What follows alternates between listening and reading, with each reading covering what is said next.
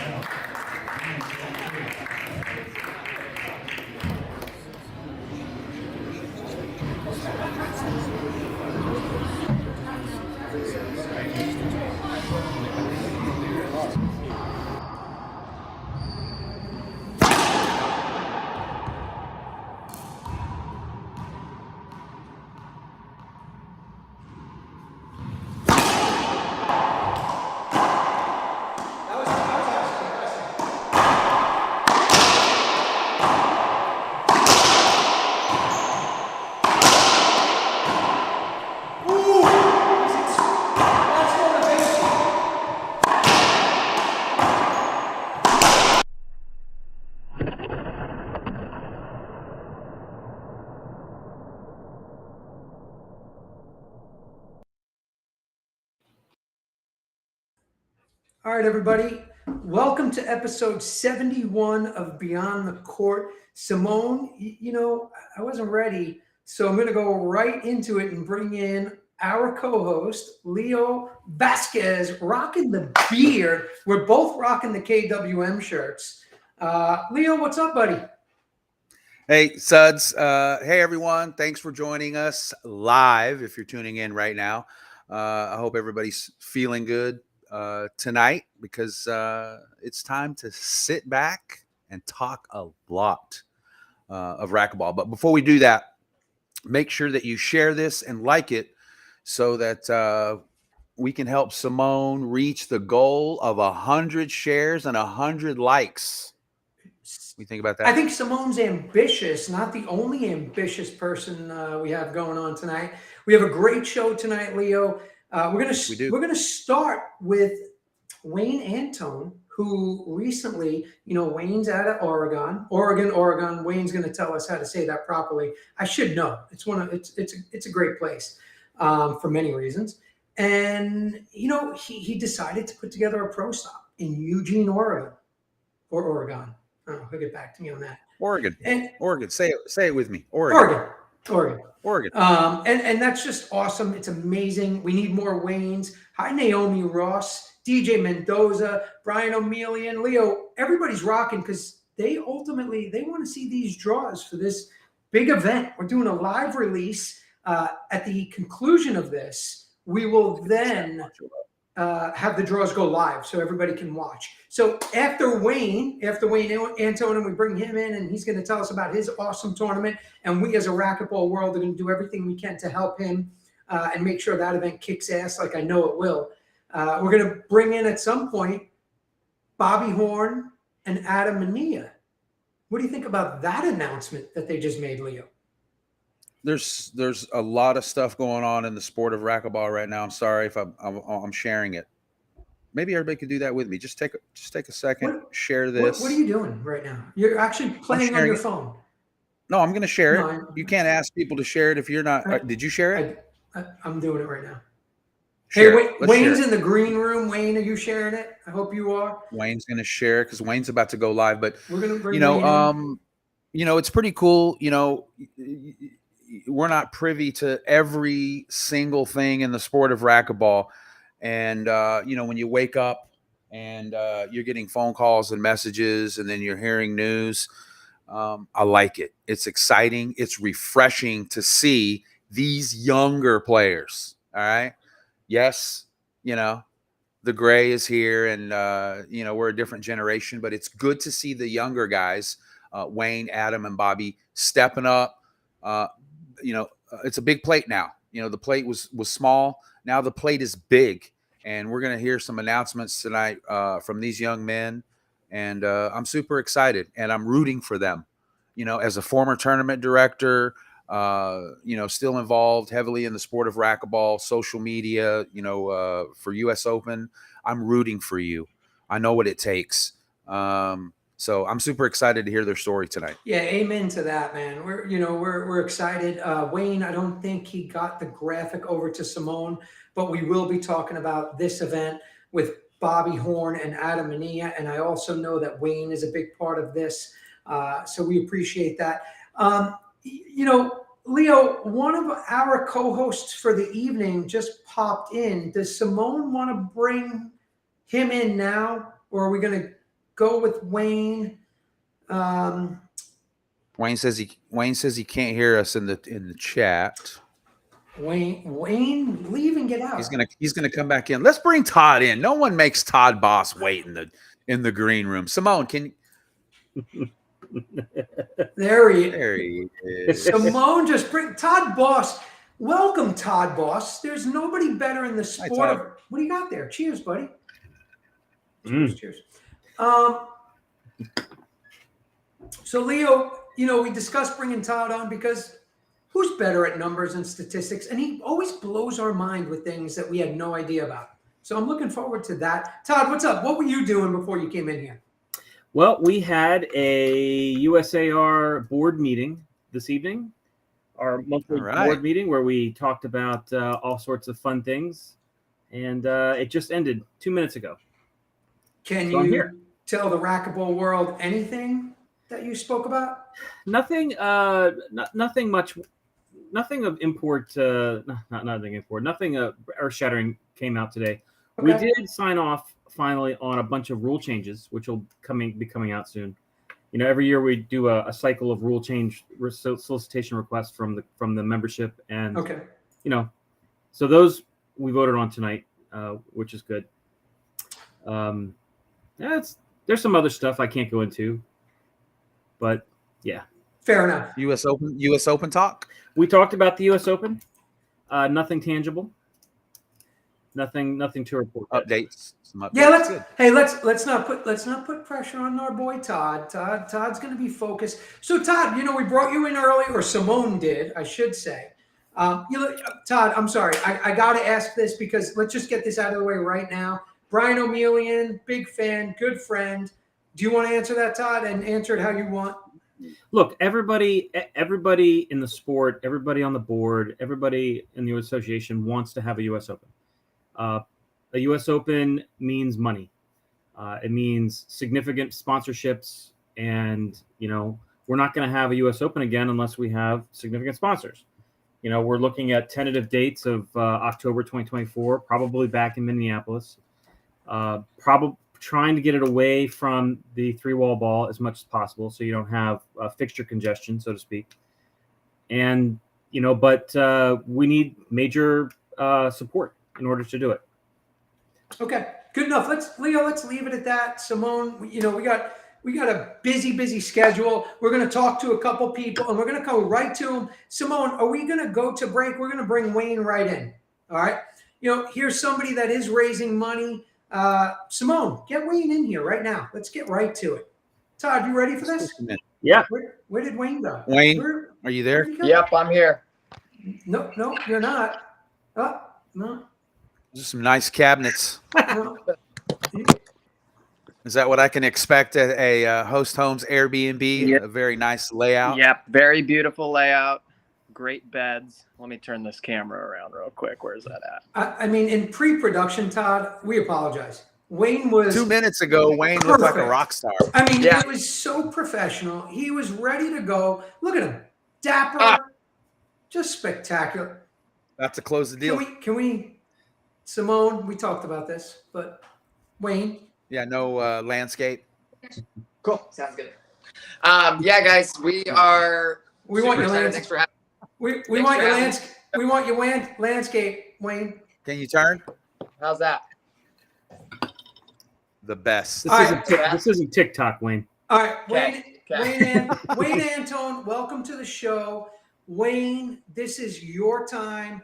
You know, we are so proud of you. We're psyched anytime we see a great event going on, especially from a great player. It's awesome. So, Wayne, take it. Tell us what's going on. Tell us why you're here tonight with us. Cool. Yeah, and I'm just here. Super pumped to be on the show. So thanks for having me out here. I wanted to get out here to talk about the Tracktown Open that I'm hosting August 31st through September 3rd. It's a Tier 1 pro stop in Eugene, Oregon, which is my hometown where I grew up playing racquetball.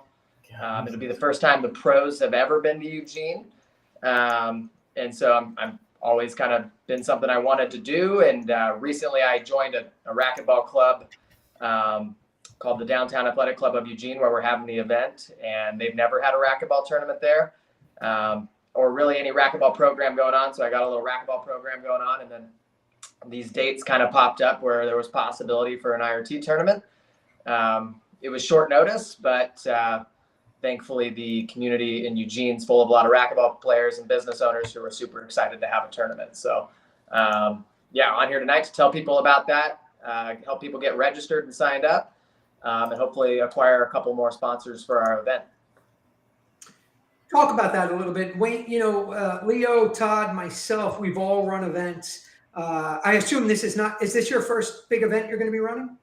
Yep, this is my first ever event of any kind besides Court Wars. I mean, me and Mania Athletics did Court Wars, but this will be my first time running a racquetball tournament. Okay, well, we're like Leo said, we're all rooting for you. We're anything good for racquetball. You know, events are great. You're a champion. You know, you've been playing for many, many years, and it's great to see players like yourself who are now doing things outside of the sport, having the ability to now go run this event. What is it that we as a community can do, a racquetball family? What can we do to help your event? And tell us. Yeah, helping my event would be, you know, spreading the good word. We put this tournament together in really short notice. Obviously, it's going to be, you know, only a couple weeks following the Denver tournament. And so it's brand new to the schedule. I know players need more stops.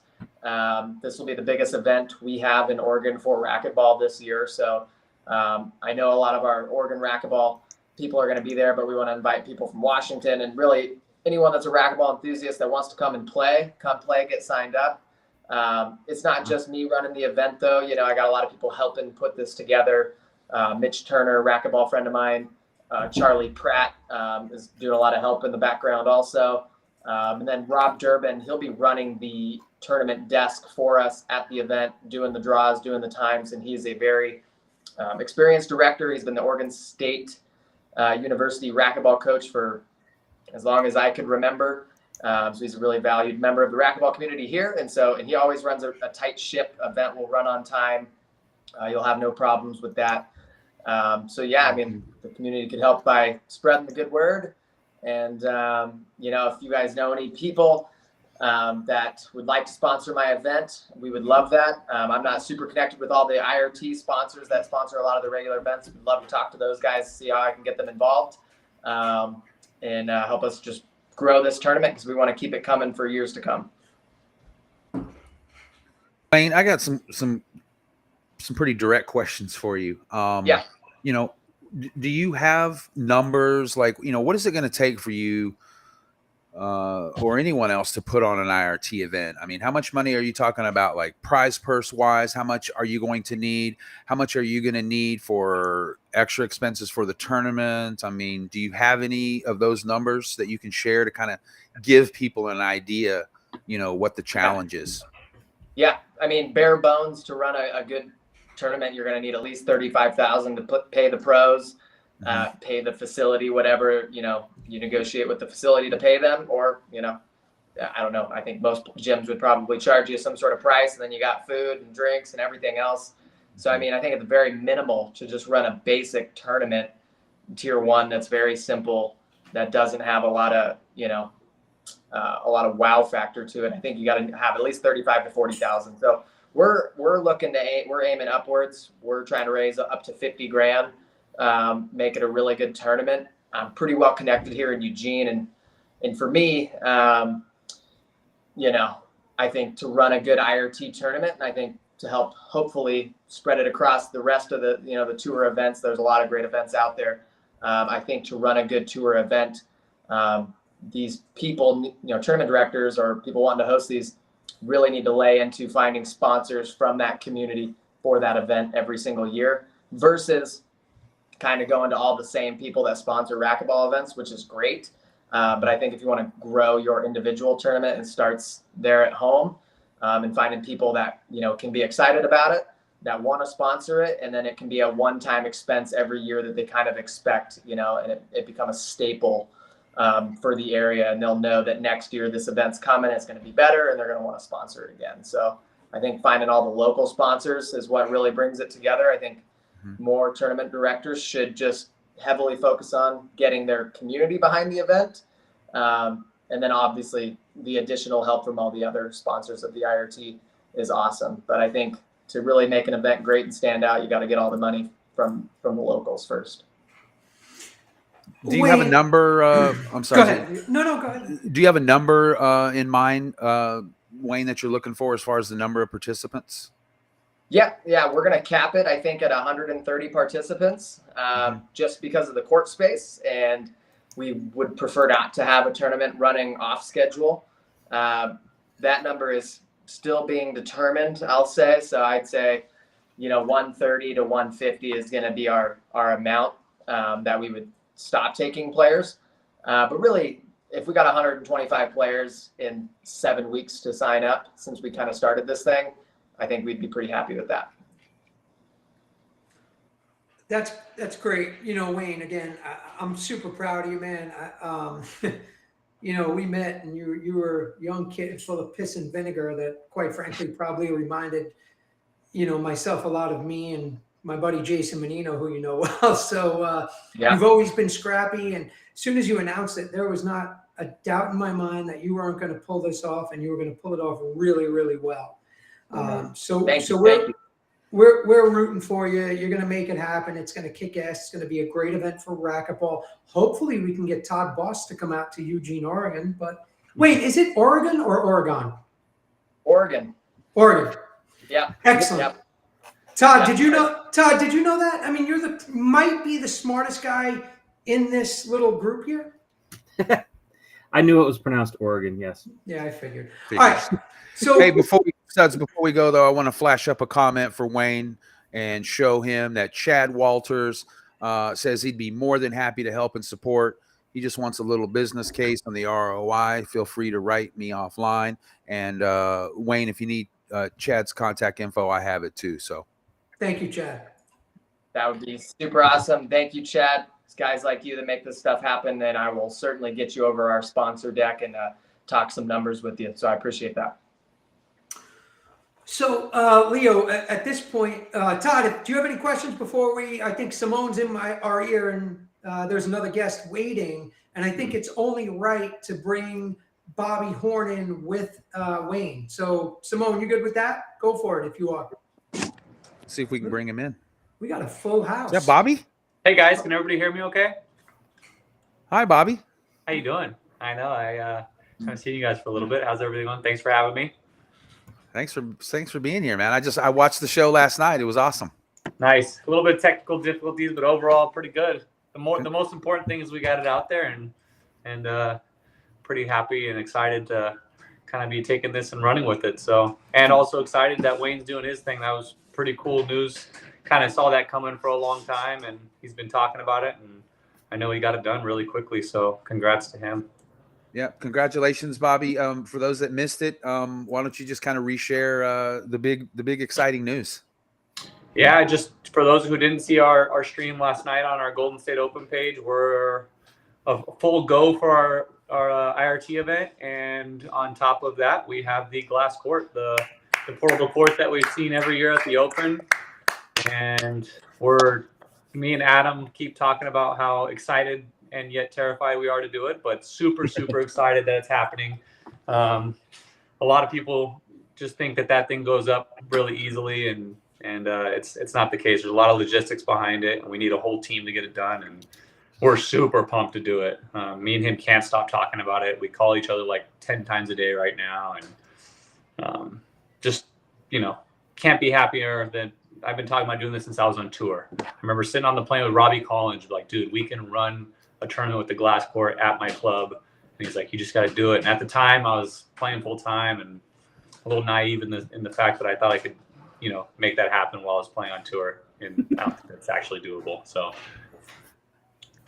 Bobby, we're super proud of you, but I don't think it'd be fair to continue this conversation without bringing in your partner.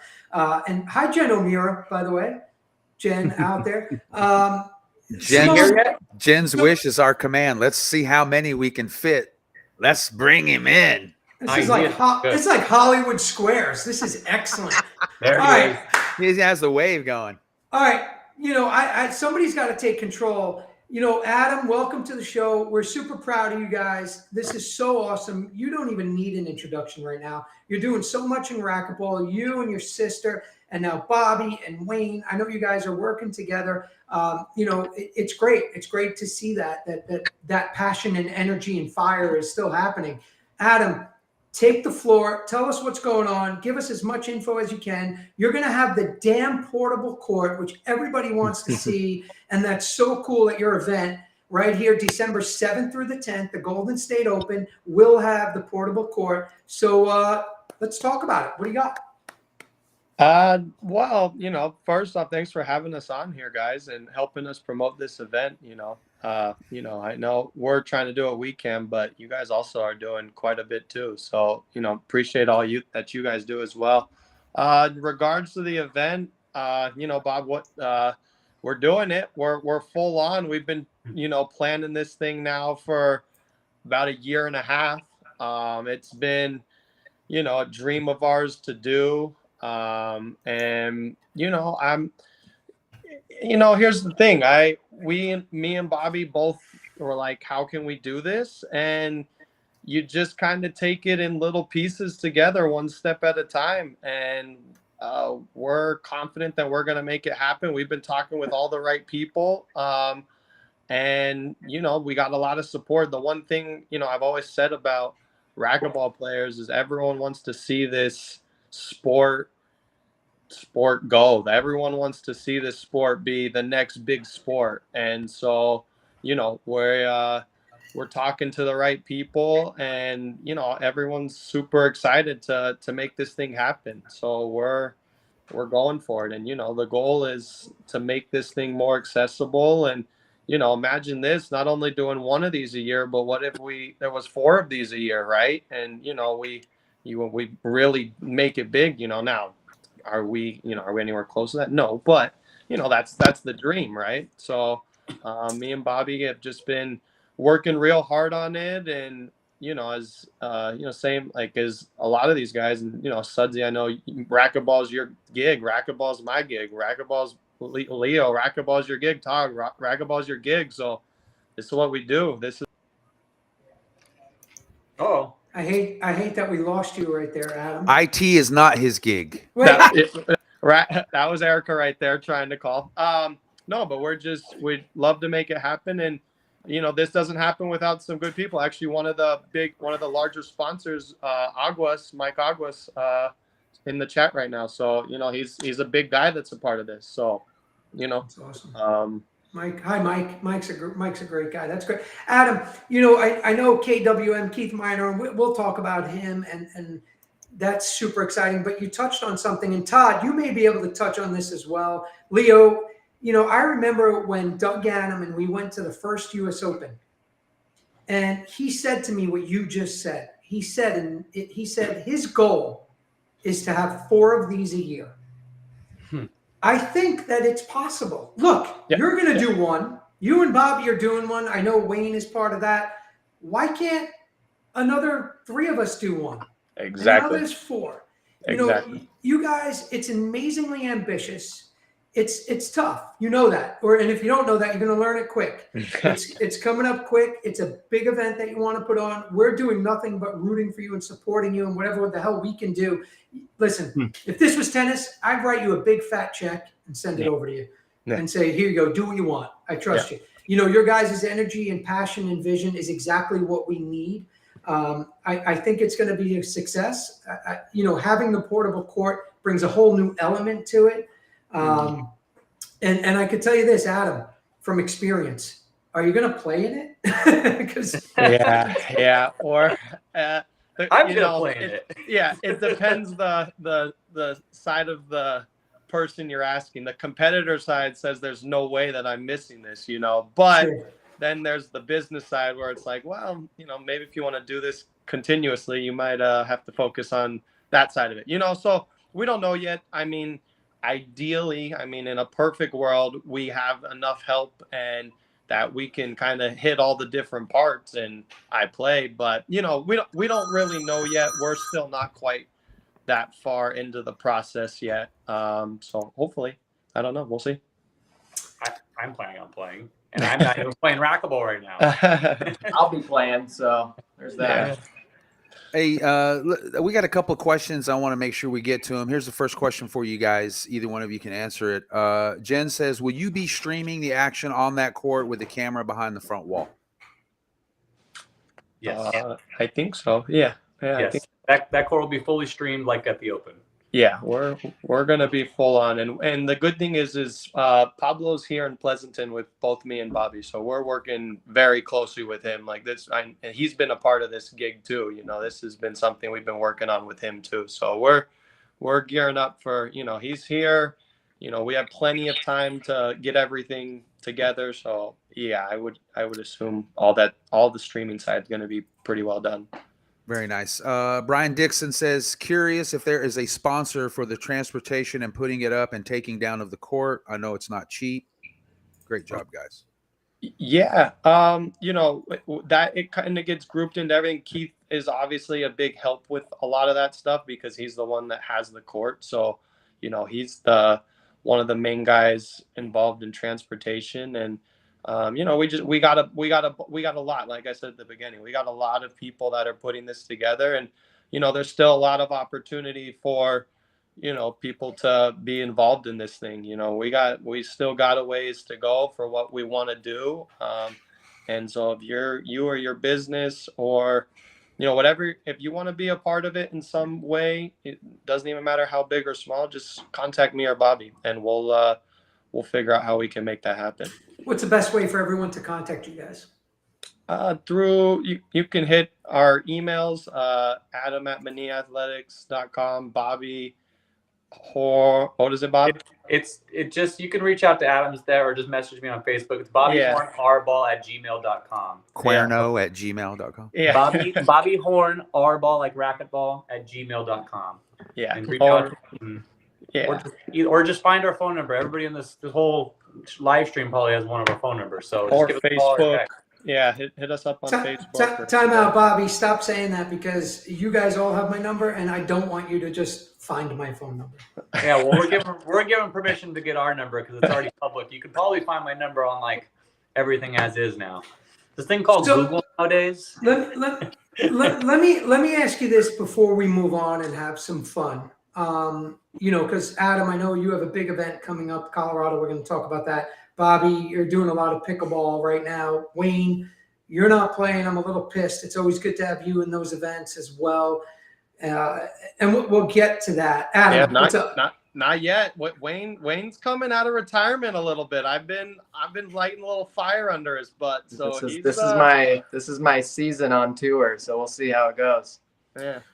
So here's the question I have for you guys, and I love it. I'm so excited, so happy that you're all doing this, and I know you work closely. So I'd like to hear from each one of you. And Wayne, we'll start with you, because you're running your event, and I know you guys work together. Wayne, why are you doing it? Why are you doing these events? Why am I running the event? Yeah, why are you making it happen? I guess the simplest answer is I just love racquetball. So it's been a part of my life since I was a 4-year-old kid, and I'm passionate about my community in Eugene, who I grew up playing racquetball with, and we've never had an opportunity to have the pros come to our hometown. And so I felt like, I might as well be me that puts it on, since I'm kind of the, one of the few local borns that, played a lot of racquetball. did some stuff, and I wanted to be able to kind of repay it to all those people that supported me playing racquetball all my life and bring them the show to their hometown. So, Bobby? Loaded question, but it's pretty easy for me. I obviously mentioned earlier that when I was playing on tour that I wanted to have one of these at my home club, which has been 10 years, my 10th year at the club. So that's number one. And, you know, the underlying reason is I watched Ellie run a pro stop in Stockton as a kid too. So always thought that could be something I could do myself. Did I cut out? Camera turned. The camera turned. Hold on one second. Let me see No, if I you can get it back on. didn't cut out, but you're showing everybody that you're actually Spider-Man. There you go. You're good. You're good. Better. That's good? Yeah. Okay. That's cool. For some reason I can't see it. But anyways, Ellie ran a pro stop, so I watched him do that. And, you know, last year we were able to actually run one. And I just think it's a little bit of my duty in some sort of way, because racquetball has given me so much of my life, to bring this to now the kids that we have at our club and our community, and just kind of comes full circle. Like I said, a loaded question. I can give you about 10 reasons why I'm doing this. So, and it's my job now. So, Adam? Yeah. Very similar. Somebody's echoing. Sorry, somebody's echoing. Yeah. Simone's. Yep. Go ahead. There we go. Yeah. Yep. No. Good. You know, it's similar to both of these guys. I mean, I'm not where I am in this world, in life, without racquetball, and so it's very simple. You know, me and Bobby have been starting to do a juniors program, and it's that's what I live for. Is that, you know, hopefully, imagine we could get, you know, we had 20 plus kids from our gym at juniors this year. Imagine we could get 50, and maybe 4 of them can do what I'm doing, you know, maybe 10 of them can do what I'm doing. So, you know, it's just for the love of the game. It's very simple. We love everything about this sport. I'm not the person I am without racquetball. So and I count my blessings every day that I can do what I'm doing right now. Cause, you know, might not be a time where I can do this like I'm doing it right now. So I just count my blessings every day, and just very happy that I get to do this. Hey, Adam, while we're waiting for the guys to try to get in, because I know how important it is to you and it is to me, but kind of remind people too, how important is it to have the support of your family? Oh man, I mean, and it's another reason I'm here is my family. You know, and my family is one of a kind. I'm just so lucky to have them. You know, it's funny actually, because I kind of sometimes just think all racquetball families are like my family. There are a lot of good ones, but I'm just so lucky to have the support that I have from them. And, you know, again, I'm not here without them. You know, you know, you always see my parents at tournaments and supporting and, you know, chasing me around the court, and Erica, since we've been, you know, yay high. So yeah, without them, I'm not even anywhere near this as well. So super fortunate. I'm just blessed, man. I'm really just blessed in a lot of aspects of life. So yeah. Love your parents, man. They're awesome. Yeah. So are we going to be able to get Bobby back in, Simone? Suzy, do you see him on your? I don't. Do you, Simone? I'm not sure. Adam, let's bring Bobby in. Bobby, can you hear us? I see Wayne's back in, but he's not. Hi, Wayne. Landscape once again. Hey, Adam, before we start closing you guys out, give us another quick rundown of the event. Go ahead. Yeah. So and what everyone can do to help. I'm back in. Golden State Open, December 7th through the 10th, in Pleasanton, California. We're Northern California, so about 45 minutes from San Francisco. We will be featuring the glass court again. So the glass court, if you guys don't know what the glass court is, it's 4 walls that are all glass, and we build a whole stadium around it, and one of the more premier racquetball courts for our sport, probably the most premier. And to help, just contact me. Say, hey, I'm interested in helping out, and we'll kind of take the conversation to there. Really, and even if financially you can't help, the biggest thing is show up. Just show up. It's simple as that. You don't even have to play. Just show up and come watch. That's big enough as it is. So you don't have to come play. Come here, enjoy it. It's December 7th through the 10th. You guys have 5 months to block it off on your calendar, and just make it happen. Come down, come watch, come play. We're working with John Ellis, is going to probably be our tournament director. So we're working with him to figure out all the divisions and stuff, and come down and play, have a good time. And, we like to have a good time. So come on down. The facility's perfect for it. It's got a bar, it's got good courts, it's right next to everything. It's a huge facility. And bring juniors. That's the last little point. We're going to have junior events.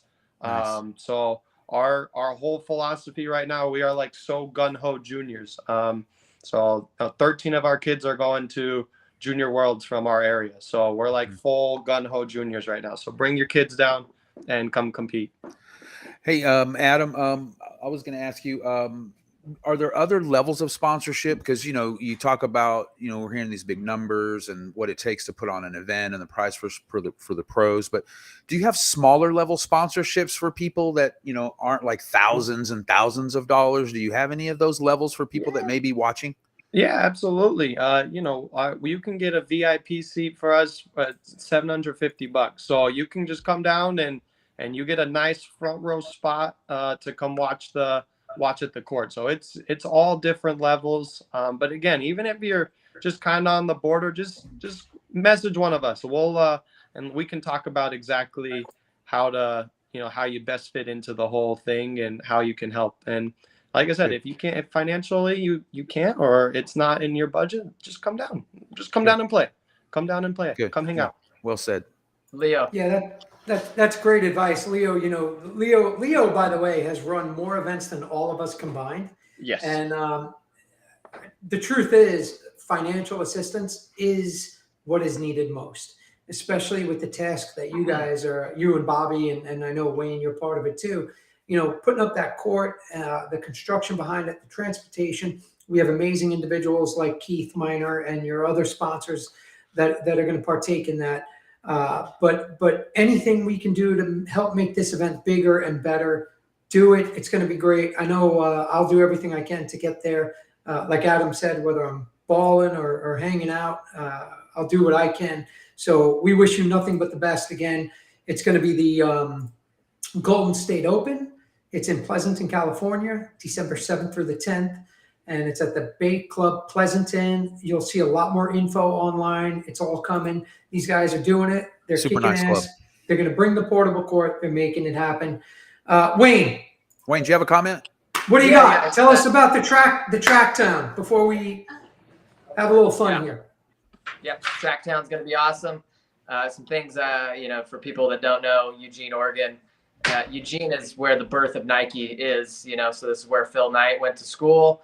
Nike's got a huge presence here. People are going to love going to check out the University of Oregon campus. It's one of the best campuses you'll find. Hayward Field, all the cool stuff that's kind of around Eugene and really right next to the club. And for people that don't know, the Downtown Athletic Club of Eugene is a sister club to the Multnomah Athletic Club in Portland. So if you've been there, you know what kind of facility that is and how luxurious and nice it is. And you're going to get that same thing at the DAC in Eugene.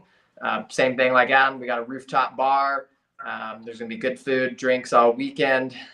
Seating's not going to be quite as great as the all glass court, but same thing. Maybe next year we'll have the all glass court because we have a really good spot at the DAC to set it up. So, and then lastly, when you asked us how or why we do it, I'll also say that, Adam and Bob are the type of people that motivate me to do some of this kind of stuff too. So it takes more players like Adam and Bob that don't just want to play racquetball and make money playing racquetball, but know that it's their responsibility to grow the sport themselves too, outside of just being a player. It's not tennis. And so more guys like Adam and Bob help grow racquetball. So that's the big thing. And that's why I like to do it too. So. Awesome. All right. Simone, we're going to do it. I know the time is been in our ear. Yeah. We're going to keep you guys in here for a second, and we're going to release the first draw, but we want you guys to be part of this. Love this. I'm All drawing right, that. I want all of your input. Simone, can you bring up and just so everybody knows, I'm sure there's a lot because Bobby, you know what happens. There's a lot of pros watching this, but they're not watching. They're not going to say their names. They're going to kind of just listen, right? All right. The draw everybody's been waiting for. That's not it. All right. All right, guys. Men's doubles open. There it is. And Adam, we're doing this because you're not in it. So we're not going to release the men's open singles or the mixed with you here. Men's pro. So I want everybody, Bobby, I want What you to tournament is it start. for? This is Colorado. This is the world singles and doubles. All right, the KWM Gutterman. This is the first draw we're releasing. This is the top half of the men's open doubles. That thing is stacked. So, Bobby, I want your first comments on that. The winner of this section gets to the finals. Go for it. I'll go ahead and take. God, how much is? Oh man, no. I think this is pretty straightforward for me. I think it's Albie and Javi into the finals. So they would get to the final. Wayne, what do you got? Yeah, I got Javi and Mar too, but I really like the Cole Sendry, Dylan Pruitt mashup. I've watched Cole play a bunch lately, and he's kind of a superstar, and everyone knows Dylan, and he's kind of a comedian. He's like the John Daly of racquetball. So I'm a big Dylan Pruitt guy. So I'll be pulling for them. All right, Adam, I can see you in the back room. You seem to be the one that's really looking at it with He's concerned. What's your pick in that? This is just the top half to get to the He's final. mesmerized by the Here's the thing that's really got me going, that's really going on in my head is who plays the backhand side in the Alvi Mar situation? It's Javi. Mar's got it. It's Javi, no matter what. Are we sure? Yeah, 100%. Okay, you're probably right, but here's the thing. I've played against Javi my whole life as a junior, and he's always been a right side player.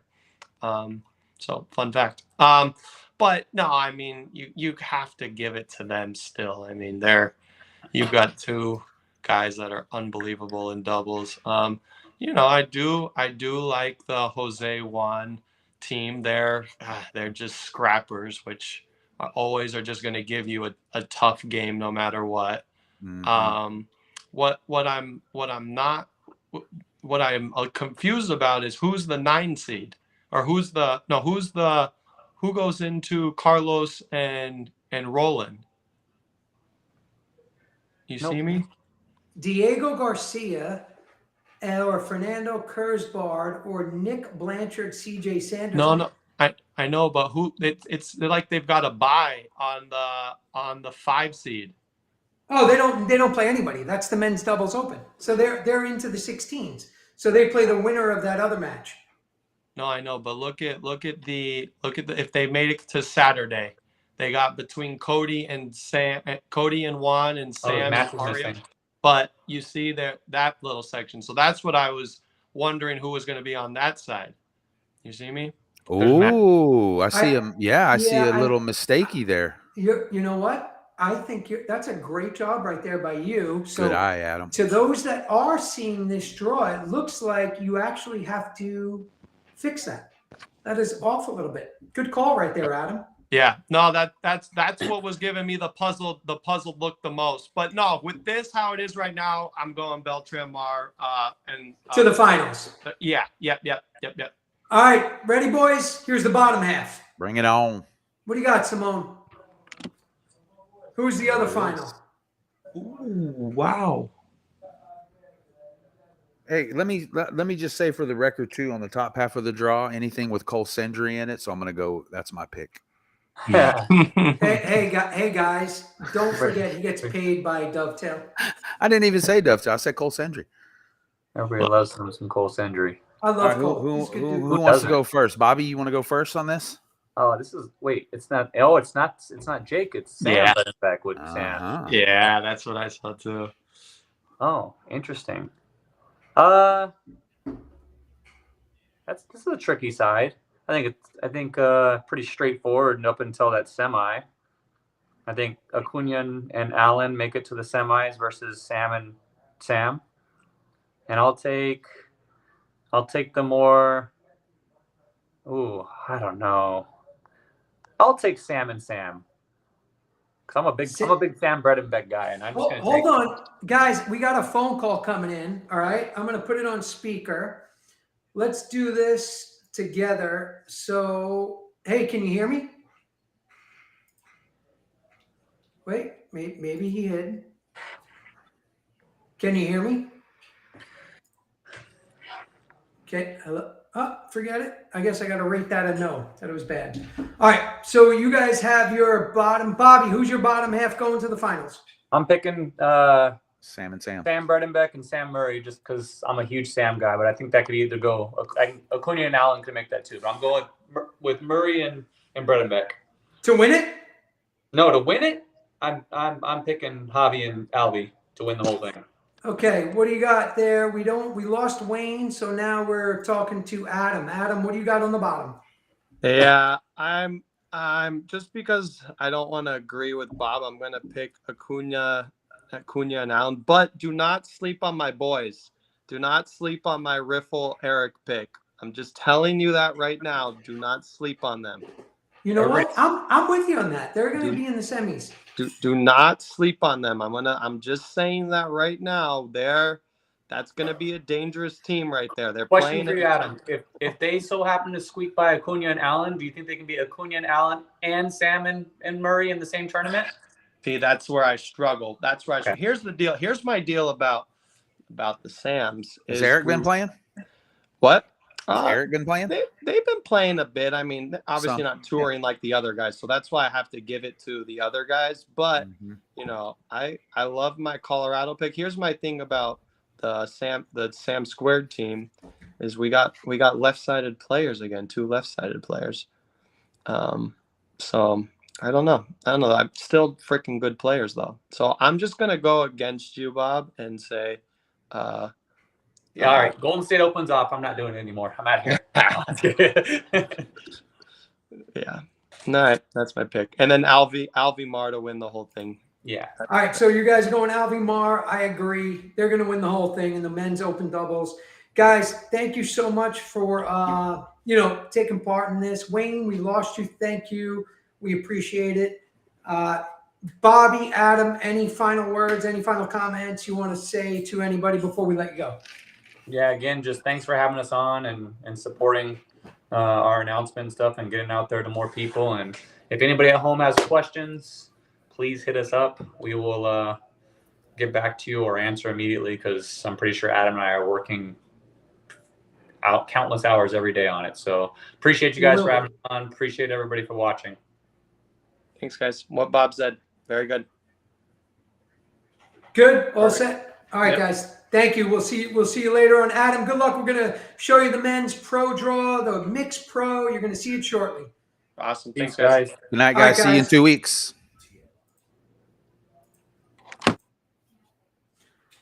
All right. So there you have it. That was the men's open doubles draw. And Leo, Simone's calling a timeout. Dr. Jim Heiser said that all these draws will be released at the conclusion of the show. Are you serious? After we do the mixed pro breakdown. So we need Todd Boss in here.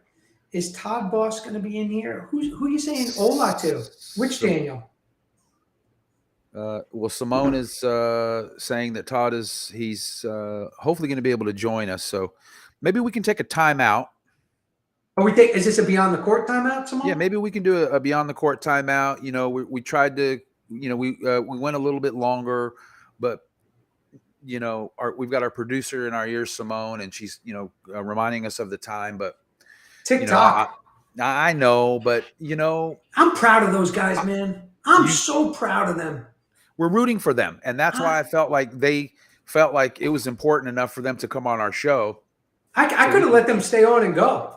And spread the word. And that's why I tried to ask them, how much money are we talking about? What does it take? The hours, the volunteers. I mean, you and I know this. but it sometimes is better to hear it from other people. And then when you're hearing it from what I think of as kids, because that's how I met them.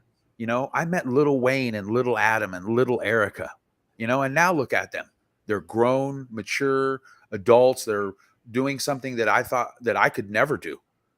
You know, I've had people ask me, you know, what about you in the US Open? What about you getting that portable court down in Texas? What about you doing? Man, that takes that plate and makes that plate so much bigger. So, like you said, hats off to them. I'm super proud of them. They stepped up. They're doing it. And, yeah, I think it was good for them to come on here and let, you know, people know what they're trying to do. And they're doing it. They have the vision. They have the passion. They have the energy. They have the experience. You know, Wayne Antone's kicking ass in real estate also, but guess what? He didn't forget about racquetball. You know, Adam can do a million things in life as well as Bobby. And what are they doing, Leo? Yeah. They're putting together some big, good events. So good for you guys. Keep it up. Keep making it happen. Whatever we can do, we will do. Simone, we're going to take a quick break. We're going to quick commercial. We'll be right back. Share the feed because we're coming back with the draws. Oh, wait till you see the mixed pro. You're going to get to see the matchups. You're going to get to see who's going to play first. You're going to get to see who Kane's playing in the first round of the qualies. Did you say Kane? Yeah, he's coming. Did you You're say going to get to see. Look, this is where the LPRT starts the race for number one. Okay, I mean, I know it was just fresh off Muncie finishing the season number one, but now we get to reset, and then this is the IRT's mid-season. So I'm super excited. Thank you, Jim Heiser. Thank you, KWM Gutterman, for allowing us to be the first ones to show and go over the draws. And when you guys see these draws, for those of you that haven't made plans to go to Denver, you can still go get a plane ticket, and you can, I don't even know if there's any VIP seats left, but you can still get a standing room seat. You come hang out with Leo and I off the court. Come hang out with us. We'll go. We have a kick-ass booth, actually. We'll talk about that later. Let's not talk about that. Let's do our timeout. Leo and I, we're going to have couches. Hey, guys, you know, Brian Vargas, a sponsor of the Treasure Coast Series. Good point. You want to be a sponsor of the timeout? Contact us. We'll be right back. Don't move.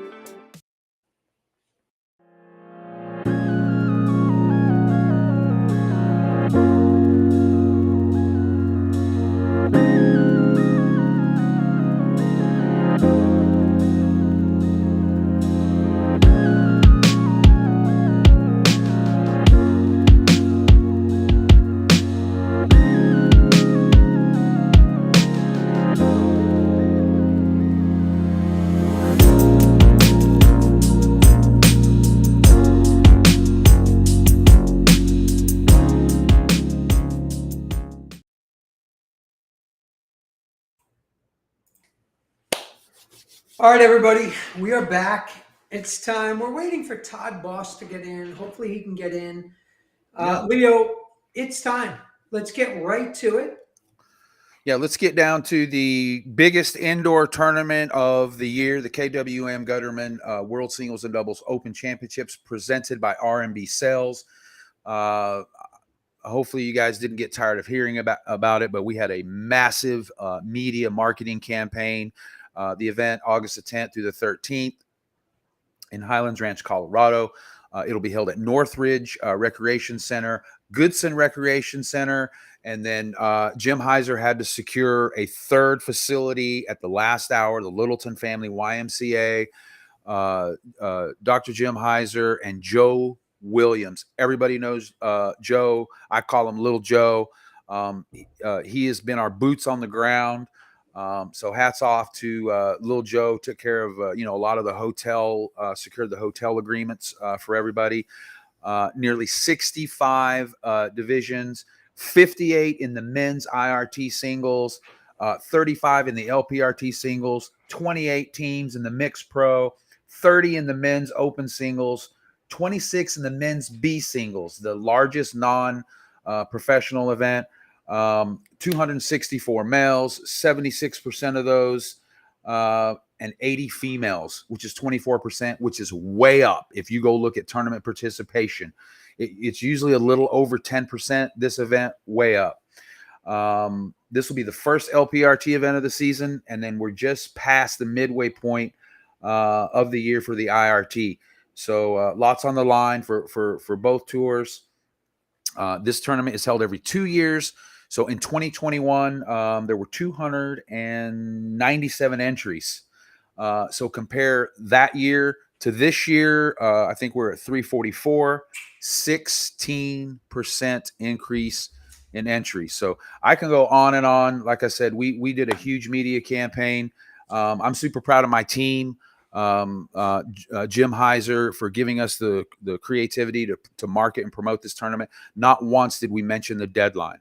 What we marketed and sold people was, come to this event. You don't want to miss it. There was no U.S. Open this year.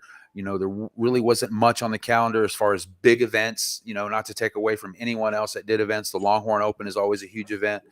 Amateurs, IRT, LPRT, Pro Mixed, a racquetball museum.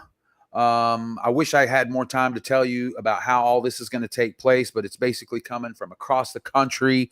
Randy Stafford, Jim Easterling are bringing all their own personal items. Joe Williams has packed them up, drove them in a truck. Okay. And then they're going to set it all up professionally at this tournament. The Saturday night players party is not only going to be a party, but we're going to be treated to Andy Gross. So if you're online right now, go Google Andy Gross. He is a professional magician, ventriloquist, comedian. It's going to be something that you've never seen before at a tournament, which is what makes this event so special. And then the hospitality. It'll be first class. It'll be second to none. Heather Fender has been called in.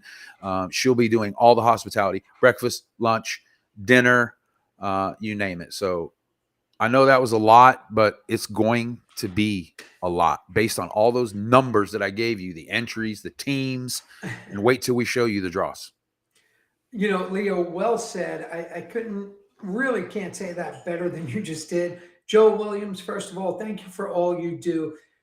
Joe, you're contacting me. Is there anything you can do? We're not even there yet. We appreciate it. Joe's going to be there. He's going to be working his ass off. I hope you get to see some matches, buddy. But, you do so much and so many people don't see. And, Leo, that's what's amazing about this event.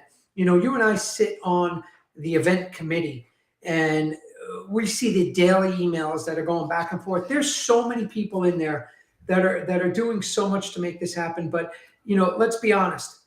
Jim Heiser is the one that makes it happen. Jim Heiser. Yeah, I'm sorry. Go ahead. He decided to make this event as close to a U.S. Open as possible. And I personally haven't been this pumped up about getting to an event since a Doug Gannum, U.S. Open, which was 2 years ago, right? Yeah. So it's going to be kick-ass. If you can't be there, sorry. If you still have time and you can fly out, come check it out. Oh, you can. Just come get there. I mean, we're going to go through all the big names right now. We're going to look at the pro draws because, Leo, Doug used to say this all the time, right, at the U.S. Open. The pros are what bring all the amateurs, bring all the fans, bring all the excitement.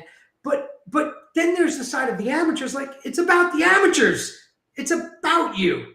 Without you, this stuff doesn't happen. Mm-hmm. We're all tied together. We want to see the incredible racquetball, which we're about to show you these draws. If you haven't shared the feed, share it now. Call, text your favorite pro. They're going to want to see it. And we got to get right into it. So here we go. All right, Leo. Simone, let's bring up the first page of the men's professional qualifying. And it's deep. So, Leo, explain a little bit about what that means to people that don't know how that works. Tell them, what Q1 means and how that goes and where they feed into. Yeah. So anybody that's new to the sport, to racquetball, some of this is for you. So, you just can't enter the pro division and play without earning your right to play in the professional. The main draw is what they call it. So there's a qualifying division. I think for this event, 24, if I'm not mistaken, are making it into the draw. Is that right? No. Let me see. I'm not familiar with the number here. So we have how many qualifying spots? So we have 16. So that's the 32. So we'll go, so we have 16 going into 16. So 16 spots, they'll qualify, that players that don't have a high enough ranking. So they will have to qualify. Some will have to play one match. Some will have to play two matches. The players that will only have to play one match, maybe somewhat at an advantage. It's one less match they've had to play. Their ranking is higher. And then they will move into the main draw. So it's all based on ranking points. That's all it is. And as you will see there on the draw, let's see. I think we've got Todd. Are you back? I'm back. We've got Todd Boss back. Thank God. Todd, let's do it. We're going to let you lead the way here. Here's the first part of the qualifying. We're going to have 16 men's qualifiers qualifying into the top 16 players in the world. We'll go to the next part of that after, but let's run through this quickly, and then I'll give you my analysis of the qualifying. Go ahead, Todd. It's great to have you back in. Sure.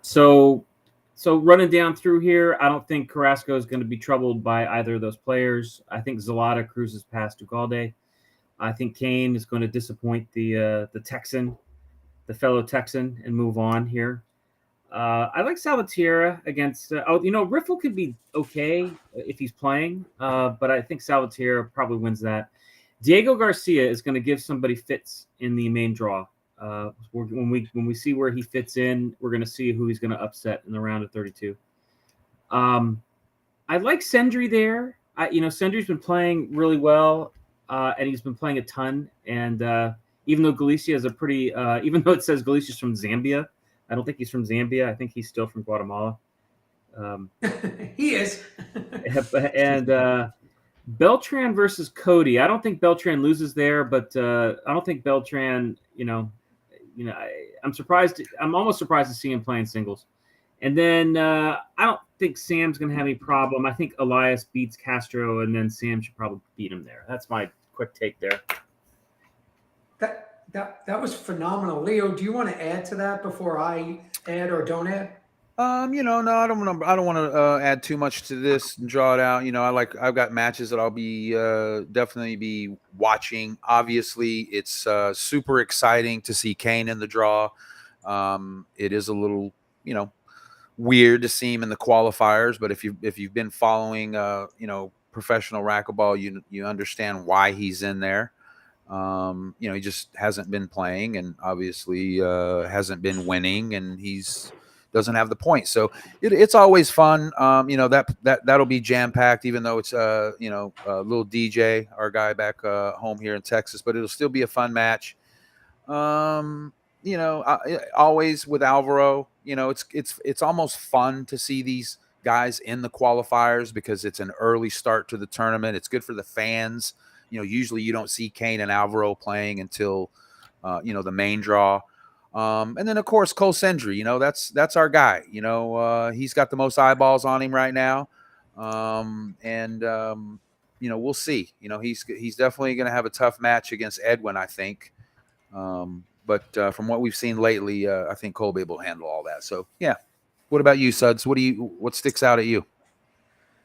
Yeah, I wrote down 6 names that I think could advance out of the qualifying and then advance one round.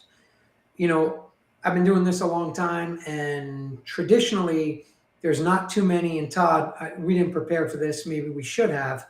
The qualifiers don't tend to fare too well. Here's the thing, though. You got Kane Wazelenchuk coming out of that qualifying there at number 9. and he's one of the names I obviously wrote down. Where does he fall? And we'll get to that in a minute. He's one of the names. Todd, Diego Garcia, I agree, 100%. He's another one that can win a couple of matches in there. Alvaro Beltran. I think that you just, depending on which Alvi wants to show up, he can do a lot of damage. Sam Bredenbeck. Sam's been doing this a long time. He's a physical specimen. He has the experience and the DNA to make some, big waves. But will he? And then we get to the kid, Cole Sendry. Ton of talent. He's coached by, one of the greatest of all time in Cliff Swain, I believe. But he also has a lot of pressure on him. And that kid, Galicia's got some good wins. So, Cole, this is a good match for you. Yeah. At some point, you got to make Todd, we've talked about this. It's like, when are you going to do it? It's time to do it. And I'm not saying necessarily it's Cole's time to do it, but it is his time. You want to make an impact, show us now. Go win that match. That's a good win. That's a good win for you, Cole. And I think you can do it. You're playing awesome. I've seen you. I love your approach. You have so much potential, Cole. One day you're not going to be qualifying in these draws. You're going to be a top seed in this event. Go make it happen. But for me, I have Kane, Diego Garcia, Alvi, and Sam Bredenbeck in this group that could advance and then potentially win another round. And we'll get to that in a second. Hey, Suds, do you reach a point? Did you reach a point when all of a sudden, or not? Do you reach a point when you're not losing to guys like a certain name, or you just you're not losing those matches? Yeah, sure. There's no doubt. There becomes a list when you reach a certain level that you kind of have internally that you should say, I don't lose to them. I'm not allowed to lose to them. I'm not losing to them. Right. And then you kind of put everybody else, outside of that circle. And then, if you see a Kane Wazelenchuk, or speaking currently, a Daniel or a Conrado, okay, I can see losing one or two to them, depending on what your goal is. But yeah, you certainly, you kind of have a list of people that I'm not losing to no matter what. So how about two contrasts here? How about the mindset of Kane and the mindset of Cole? Kane comes in to win the tournament. What is Cole thinking? He qualifies, he wins around in the 16s. I mean, I know you're not speaking for Cole, but what's the mindset? Cole's mindset should be simply, I could win this event. And I'm positive if he's working with Cliff, that's his mindset. Cole is, how old is Cole? 17. 17. He's in his age 17 season. So Cole is 17 years old? I think so. Right? Okay. So, traditionally, Todd, you can speak to this. 18, 19 is kind of the age where we see if it's going to happen. So I think Cole still has a little bit of time. Yeah. But his mindset should be, and I believe it is, I can win this whole tournament. He doesn't care about the name or who it is. But again, Kenny, that's something different, right? And we'll see. So we kind of made that. Let's go, Simone. What do you got on the other? Todd, really quick for Todd, though. Todd, when was the last time Kane had to make an appearance in the qualifying draw? Was it his comeback in Denver or no? I mean, well, he missed like half a season with that inner ear thing. With the So he was a seed, and he was a qualifier back then. Yeah, because he's been in the qualies a few times. Obviously, when he made his return. And do we talk about the exemption, Todd? How do you guys feel about that? What do you think? Tennis has injury exemptions where they protected seed. I think it makes sense. I have no idea how you would do it. It's all discretionary. Yeah. Well, not all, but there's history behind it, and who makes that one decision? Like, where does Kane go? Does he go 7th or 8th or 3rd? I mean, the simple answer is this. You have a player who was a top player. They get hurt, they come back, and you're right. They shouldn't go from top 4 in the world to 25th in the world. because that's not fair to them, and it's also not fair to the people that they're going to be playing against to work their way back into the event, right? You know, there's going to be some people who lose in the 32s here that you would normally expect to make the quarters because, you know, they ran into Kane Wawrinka. And is that fair to them? It's just kind of the luck of the draw. When he had the whole thing with the seating, I went through a ton of analysis to try to figure out the best way to, you know, to do, like, do you expand the seating to 2 years? Do you do like last 10 events? Blah, blah, blah. There just wasn't a really good answer, which is why it just is what it is. Yeah. Okay. When are we going to get to the main draw? All right. Let's get going. We're getting texts from Simone and event directors. Here's the bottom half of the qualifying. Again, let me start real quick. Simone and Leo and Todd. Carlos Keller. Where is Carlos? He's right there. He should be Q7. Although Eric Garcia is a tough player, I think Carlos Keller obviously is somebody that can make some noise in the main draw. Eric Trujillo, I don't know, man. The first time I saw that kid play, I thought he had so much potential and just not sure what went on there. So I think from this group, Carlos Keller, potentially Eric Trujillo could make some noise moving further. Todd, Leo, what do you got? Go ahead, Todd. I mean, if you're just running through these, you know, I think Trujillo beats Roland Keller, who's a good player, but he's more of a double specialist. Gattaca, Martin. I think Mendoza takes whoever comes out of that. Keller. I think Ramirez wins that. I think Patata advances. And then can Dylan Pruitt beat Cuevas? I think he can. I think he can. Wouldn't shock me. That might be the big guy, the big kid from around my parts.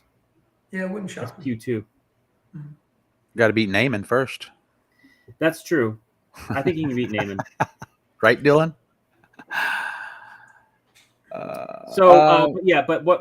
Sudsy, what you said, I mean, the name here to really watch for is Keller. I mean, this is a guy who made a U.S. Open final 2 years ago and darn near won the darn thing. He's no slouch. Agreed. I agree. Leo, you want to Simone, let's move on to the main draw then. And let's get to the main draw. And let's hear from the fans too. Can we bring the chat back up because my chat wasn't working? We want to hear from the fans. Here's the main draw. Simone had to cut it because, guys, it didn't fit. We're working with a tight budget. so Todd, I think let's let you go on. You can fill in those qualifiers. Todd, why don't you start it off? So you have on the left side of your screen, starting from the top, that's the top half. The winner of that would face the winner of the bottom half, which is the right side of the screen. Todd, go ahead. Take us through. So I don't think that. All right, let's see here. It helps if it would help if we knew who the qualifiers that we predicted were. But I mean, but if we go back and we look at the name that we think, the names that we think are going to cause some damage and out of qualifying are going to be Kane at Q9. Kane's going to play into Adam Mania. All right. So let's just take them one at a time. Okay. Wow. So Kane into Adam Mania. So, okay. Big match. In Kane's last event before he got hurt, in that event, he played Adam Mania and beat him, like 11-7. It was not a blowout. And since that time, he's had 10 months off. Adam has continued to play well, has won national titles, blah, blah, blah. That's not a cakewalk. That's not Kane winning 2-0. Just going to put that out there. I think that everyone here is going to predict that Kane is going to win that, and then he's going to move on to potentially face. What do you think about that, Leo? Adam being a hometown guy from Colorado, he's got to deal with Kane, assuming Kane gets out of that qualifying, which agreed, I think we all do. Does that add pressure to Adam's situation being at home? Absolutely, it does. The draws are being released tonight. If Adam Mania isn't watching this live now, he's going to find out soon enough And as soon as he finds out that he's playing Cain Wasilewski, I guarantee you, number one, Adam Mania is going to be pumped up. Okay. No fear in Adam. And but for the fans, now all of a sudden, Adam does, is from the area, grew up in the area, wants, family is there. So big match, a lot of pressure for Adam. He'll handle it well, but I think this will be where we will see, Cain's, if we see the old Cain, where his level starts to rise. And if you've been around Cain long enough and you've seen him play, you see that level start to rise. So it's going to have to start to rise immediately when he plays Adam. So I think it's great for the fans. Yeah. I don't want to say it's bad for Adam Mania. It's just that now Adam knows, if he's watching this right now, who he has to play. And I think it's be great for both players. Yeah, I think it's awesome. I think it adds to the pressure. But Todd, I'm going to let you run with it because again, I think Cain at Q9. Obviously, there's always a name in the draw, Leo. We talked about this. That you say, where is he? Right? Like back in the days, Todd, Tim Sweeney. If I knew Tim Sweeney was coming to an event, I knew he didn't have a good ranking. I was looking in the draw going, where's Sweens? Where's Sweens? Where's Sweens? And, obviously in this case, it's easy. Cain's that person. But yeah, Cain and Adam first round. Wow. That's going to be loud and fun. Well, so let's just go quarter by quarter. All right. Okay. So I don't see any pathway where Moscoso doesn't make it to the quarter as the 1 seed. Mm-hmm. Agreed. So it's the now bottom you're half. talking about, is it Cain, Adam, Sam Murray coming out of that little quartet? I think everyone here seems to think that Cain's going to beat Adam, and then he's going to beat Sam. Mm-hmm. I mean, I don't think I disagree. I'm just saying that those are two grizzled veterans. Sam is one of tier 1. And he's playing all the time. But let's assume, for the sake of argument, that it's Conrado and Cain in that quarter. That is pretty much a dream matchup. As much as we've talked in the first part of the year, how we kept wishing for Conrado to play Daniel, because that was the two top players. That's going to be a test for both of them. Mm-hmm. And everyone here who thinks that Cain's just going to slice through this draw like butter, okay, that can be your opinion. And I'll just say this: he's coming off a 10-month hiatus with a torn Achilles heel, and he's pushing 42. So that's who you guys think is going to just blow through this draw and beat somebody like Moscoso, who trains every day. Who's you guys? Who said that he was going to blow through the draw? Pretty much every single comment that I've read in the chat and on Facebook for the last 6 months. Okay. So the casuals. At some point, the dude's going to start losing because he's not going to be 60 and beating guys who can hit the ball 175 miles an hour at the age of 25. I don't know if that's this weekend, but I hope to see him play Conrado in that quarter. I'll just say it that way. Now, I want to ask the chat real quick, Todd, and you keep going, but I want to ask all the people in the chat while Todd is giving us all this insight is, do you think Cain can win it all? In the chat, let us know. Yeah, and if not, who? And let me add this, because Todd, we've been doing a lot of work on all this, and we got to get moving along here. This is going to be a long night. Yeah. If there's anybody coming out of the qualifying besides Cain that we think can move along, Todd, I like your approach. Let's do it from what we see here, the 32, 16s quarters, other than if we want to add somebody in there. So go ahead. All right. Well, I'll just say it right now. Qualifier 5 is Diego Garcia. I think Garcia beats Carter. And then last time that Garcia played Portillo was at the was at the park earlier this month or this year, and he beat him too. So it would not surprise me at all if Garcia advances and is in that top quarter to face Montoya in the quarters. Sorry. So you're basically taking Garcia out of the qualifying to get to the quarters versus the number 4 seed, Rodrigo Montoya? Yeah. I mean, Montoya is going to probably play Beltran in the opener to then play Natera.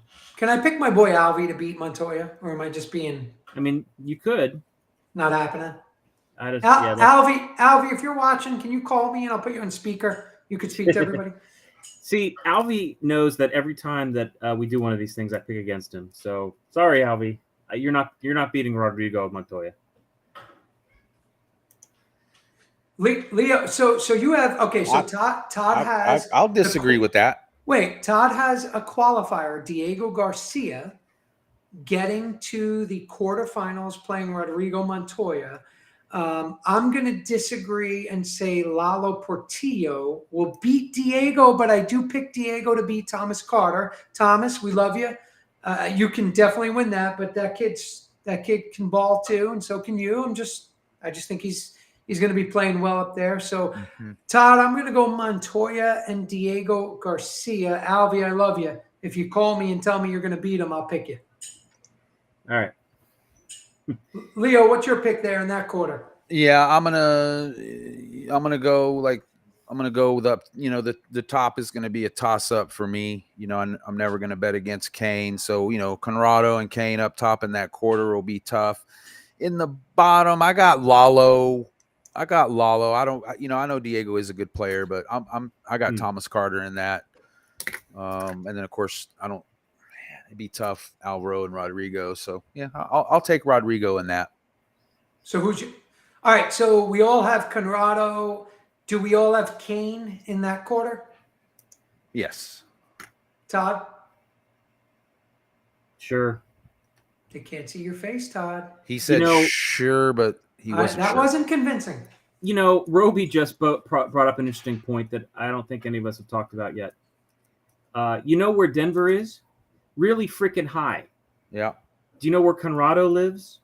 Really freaking high altitude. That's a good point. He does. Do you know what happens when you're 40, when you're pushing 42 and you haven't worked out regularly for 10 months?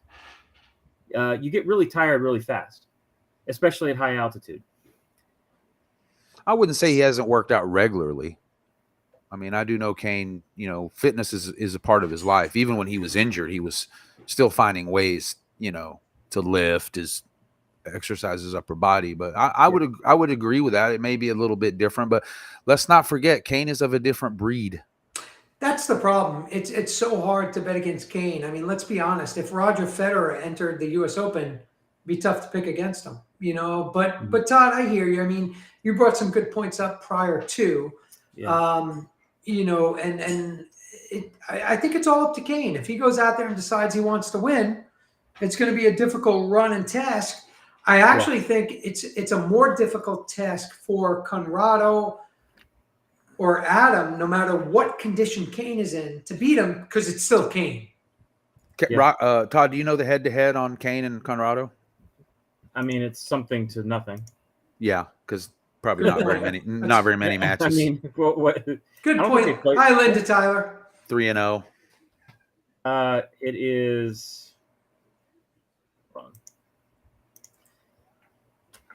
So what everybody's looking at, so you know, is that Kane Wazelenchuk is coming in as the Q9. He'll play Adam Mania, and like Todd said, 0-5. That's close. 3-0. That is certainly no walkover by any means. You can see right there, Kane's going to have to play DJ Mendoza. Sorry, Deej, you're young. Embrace this. Enjoy the moment. Go play your ass off. Kane will respect you more. Ask him what Jason Menino said to him before he walked on the court against Cliff Swain. And this is I don't know, guys. Is this a PG-13 show or an R show? Because I can say it. If Kane wants to call in and say what Jason asked him or told him, DJ, ask Kane, what did Jason Menino tell you before you played Cliff Swain? So that's what we're talking about. Kane's going to come out of there, and he's going to be playing into Adam Mania. Adam, phenomenal. I mean, he's had some amazing wins, but can you do it? Of course you can. Mm-hmm. Of course he can. To be the match of his life, he can do it. He's playing at home. He's comfortable. He'll have his family, his dad, his mom, his sister, his coach, his friends, his girlfriend, and that helps mentally. You know, it might seem like it's pressure, but I've seen the Manias. I've been around the Manias. It's Camp Mania when it comes time to competition. So it's good to have those people in your corner. They come heavy, man. I got yelled at for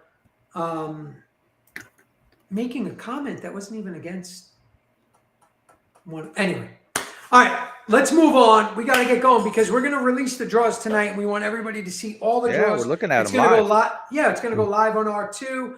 Let's go. Let's get moving here. All right.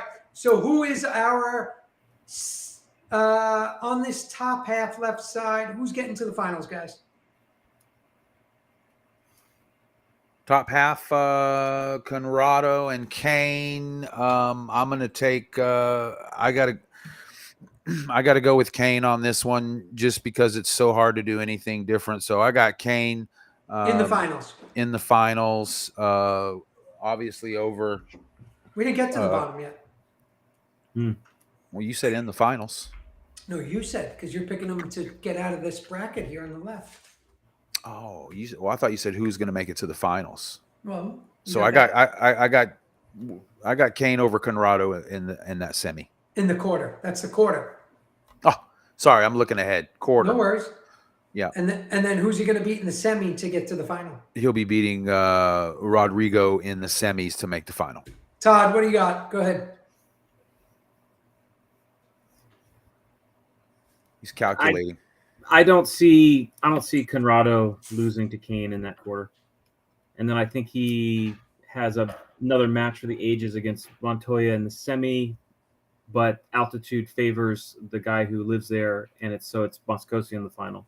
Okay, I'll say it. I'll keep it simple. If Kane gets to Conrado, Kane will be in the final.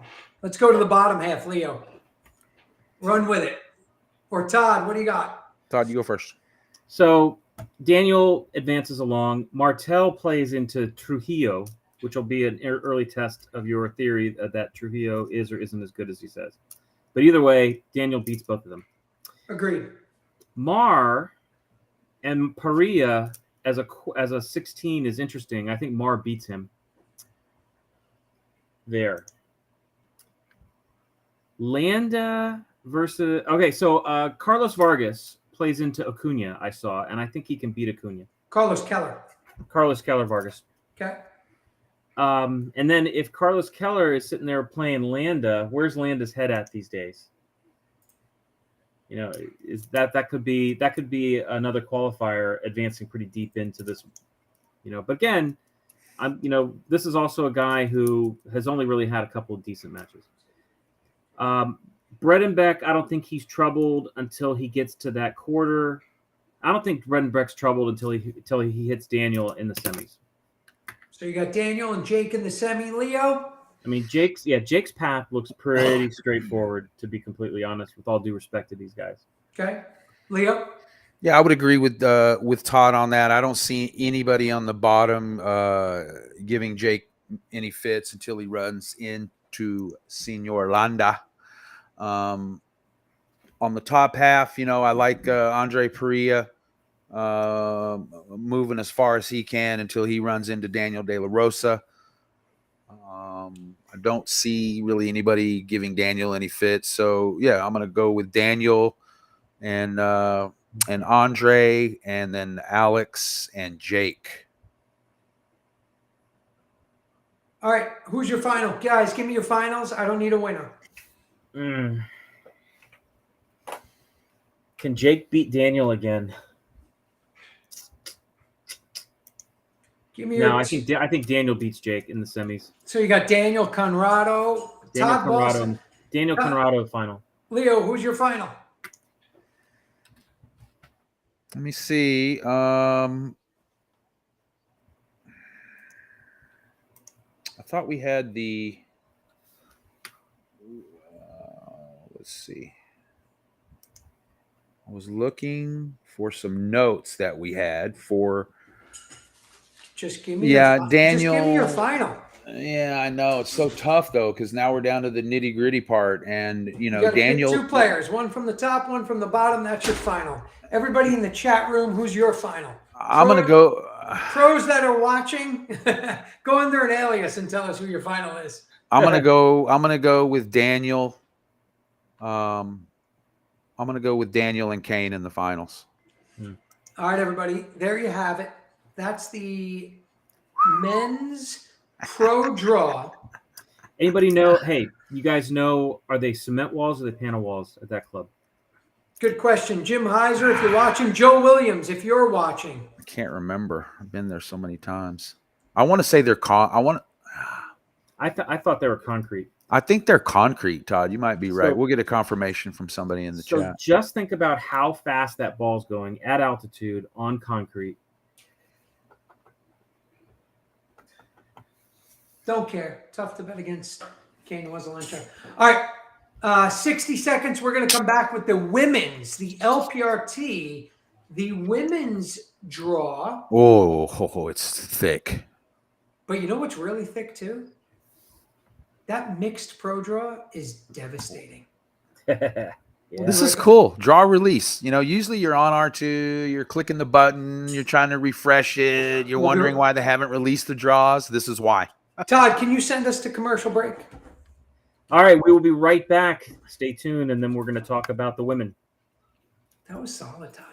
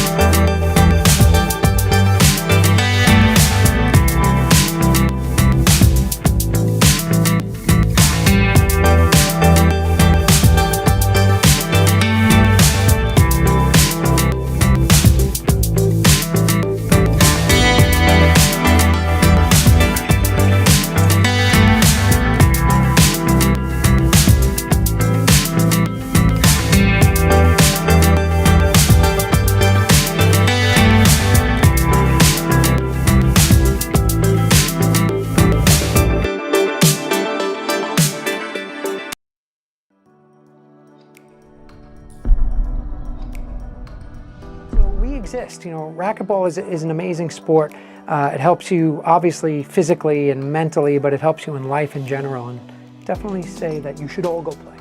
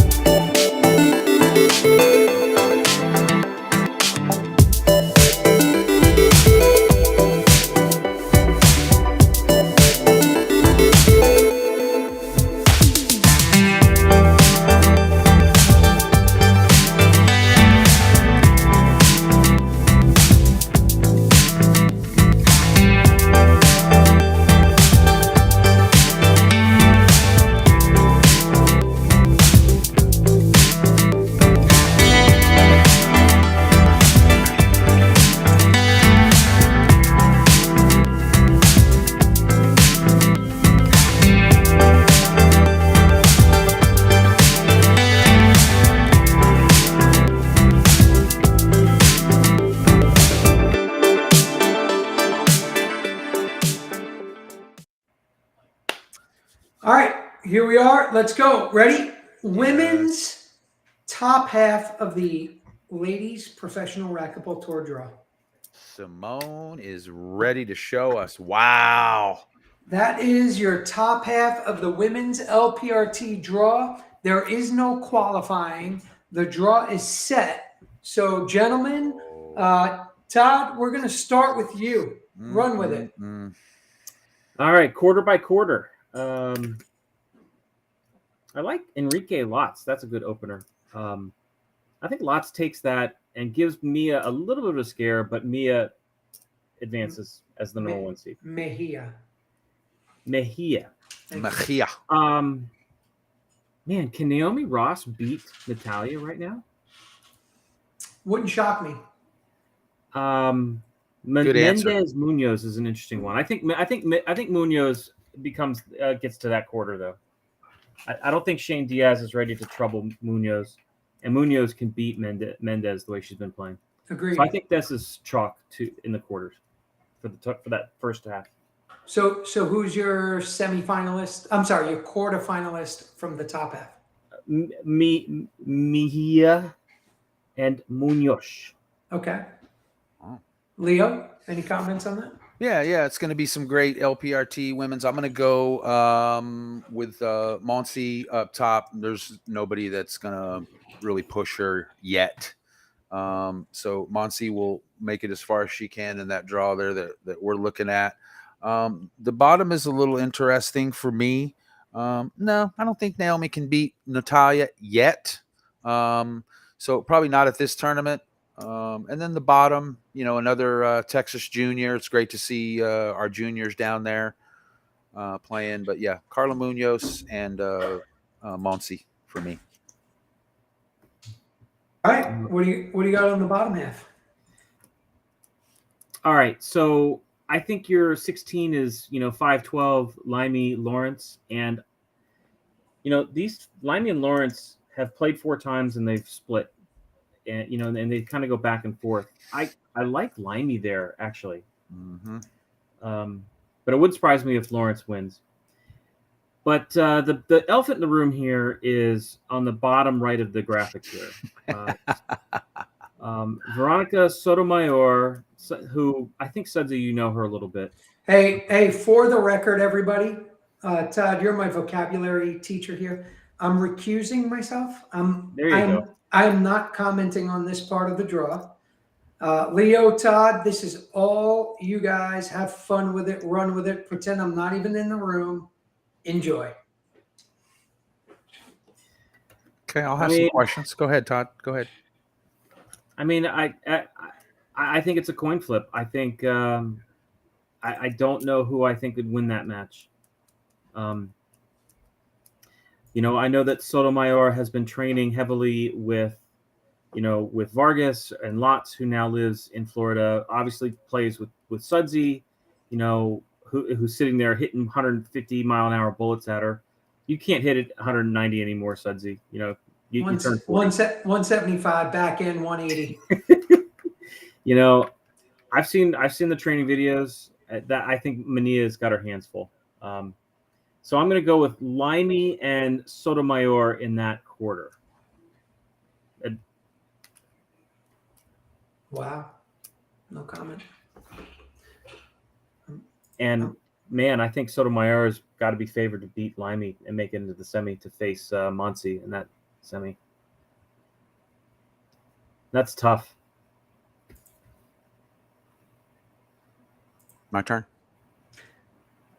I mean, the cool thing about this for me and maybe a lot of people watching is this is probably the least I'll speak. What do you think, Todd, for the next couple of years? So you guys go ahead and here you go, Leo.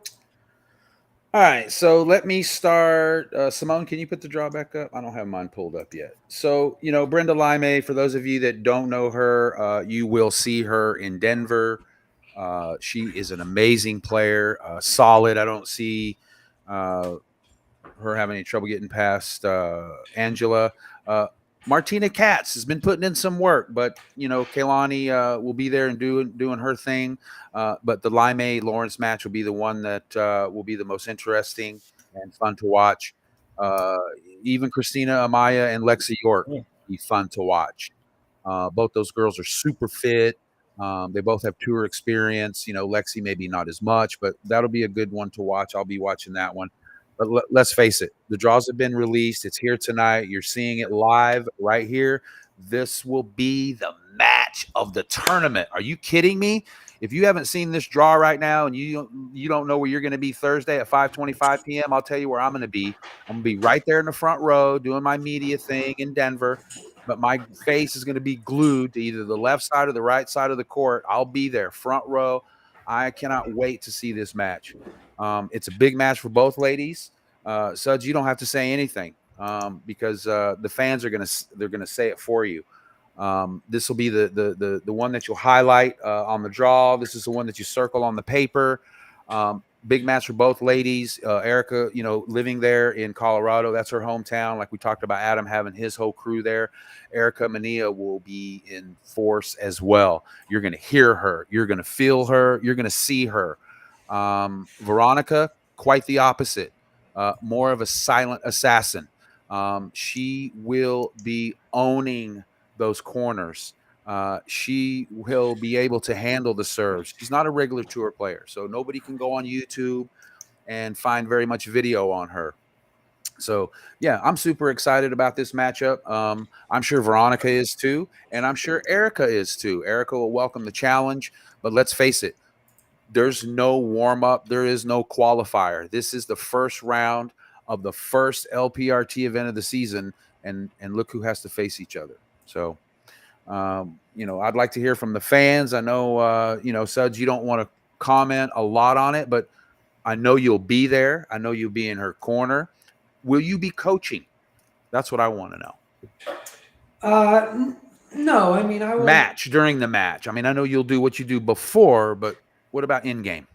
Veronica will have her Ecuadorian coach there, but I will be there.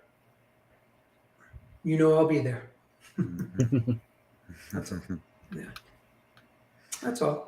And I want nothing but the best for her, and I think it's a great match. I think it's a great situation for that event, and I wish all the ladies the best of luck. But obviously, I can't wish, anyone more luck than my wife and love of my life. So can't wait to see that, and I hope everybody enjoys that no matter what. And yes, I will stay quiet, Leo, Todd, and everybody watching. I got no comment on that. So I'll leave it at that. Fans are going to do it for you. It's going to be a phenomenal match. Like I said, the draws have been released. Now you'll see the time. I'm hoping that the LPRT streams that match. Sometimes they do things based on seeds, but I guarantee you, if they don't stream it, I know somebody else that will. Yeah, I mean, Erica's the 4 seed. I can't imagine there being a higher seed in that time slot. Oh, there is. There's Longoria plays at that time slot. Yeah. So hopefully JT will work his magic and he'll get that second court going for us. All right. Bottom half? Bottom half it is. The bottom half is more straightforward. I don't see any way that it's not Herrera over Holly in that quarter. Then interesting match. Another really solid opening match for neutrals out there is going to be Gabby versus Mari Cruz right there. I don't think Mari Cruz has got it in her to beat Gabby yet, but that's going to be tough. And then you have Gabby playing Maria Jose Vargas, which is an awesome match.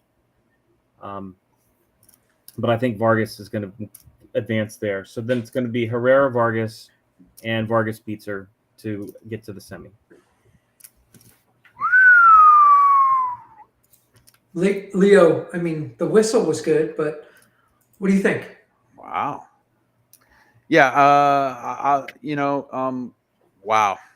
Once again, the LPRT, these seeds, these matchups are going to be so fun to watch. Mari Cruz and Gabby, that's going to be one that I'll be there for. My social media team member, Steffi, she'll have her hands full with Maria Vargas, but that'll still be fun to watch.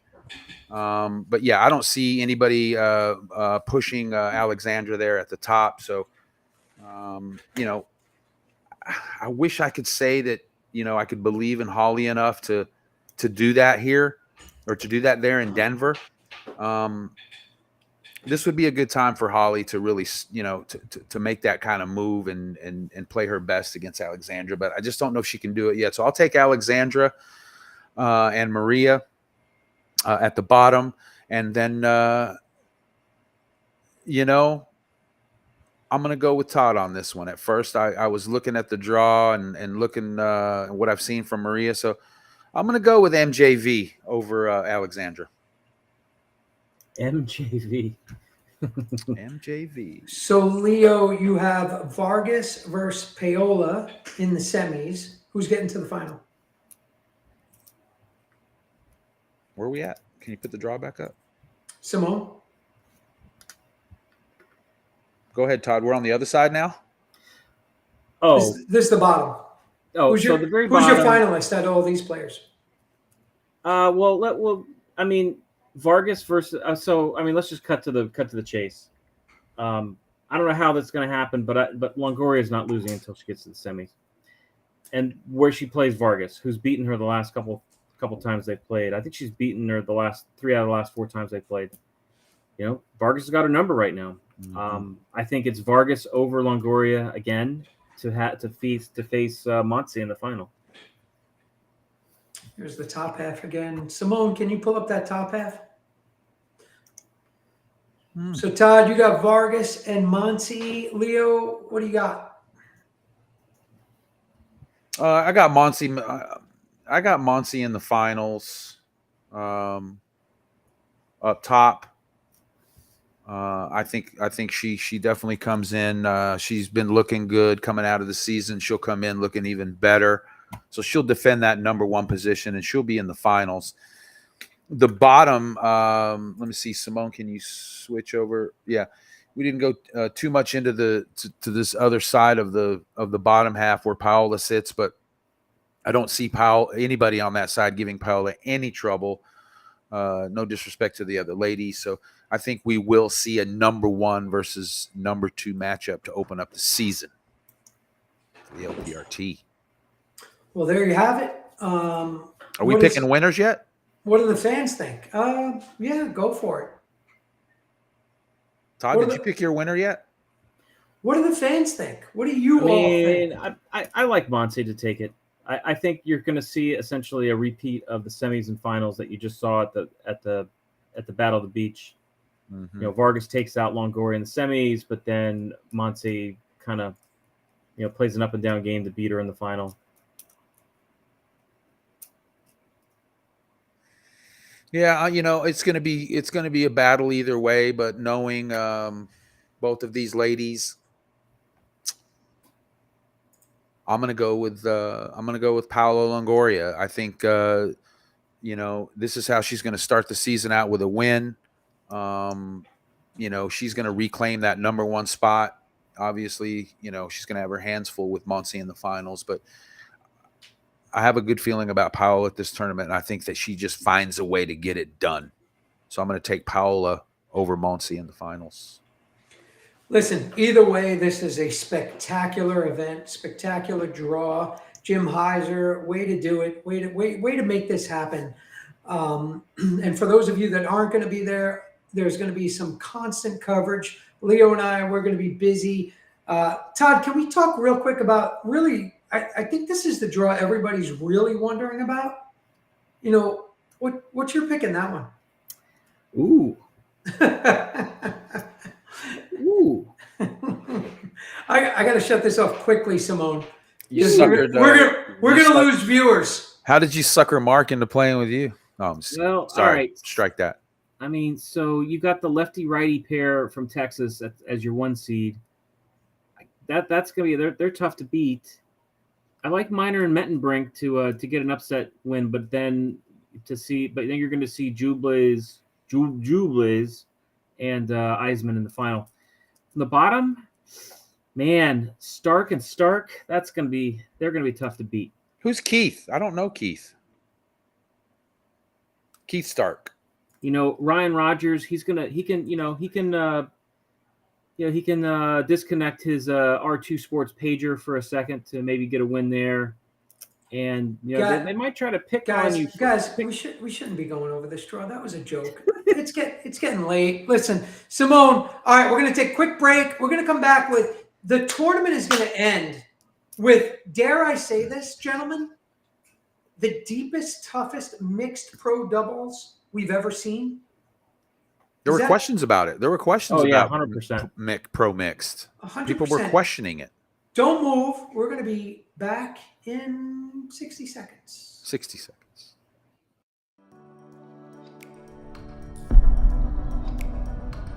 So we exist. You know, racquetball is an amazing sport. It helps you obviously physically and mentally, but it helps you in life in general. And definitely say that you should all go play.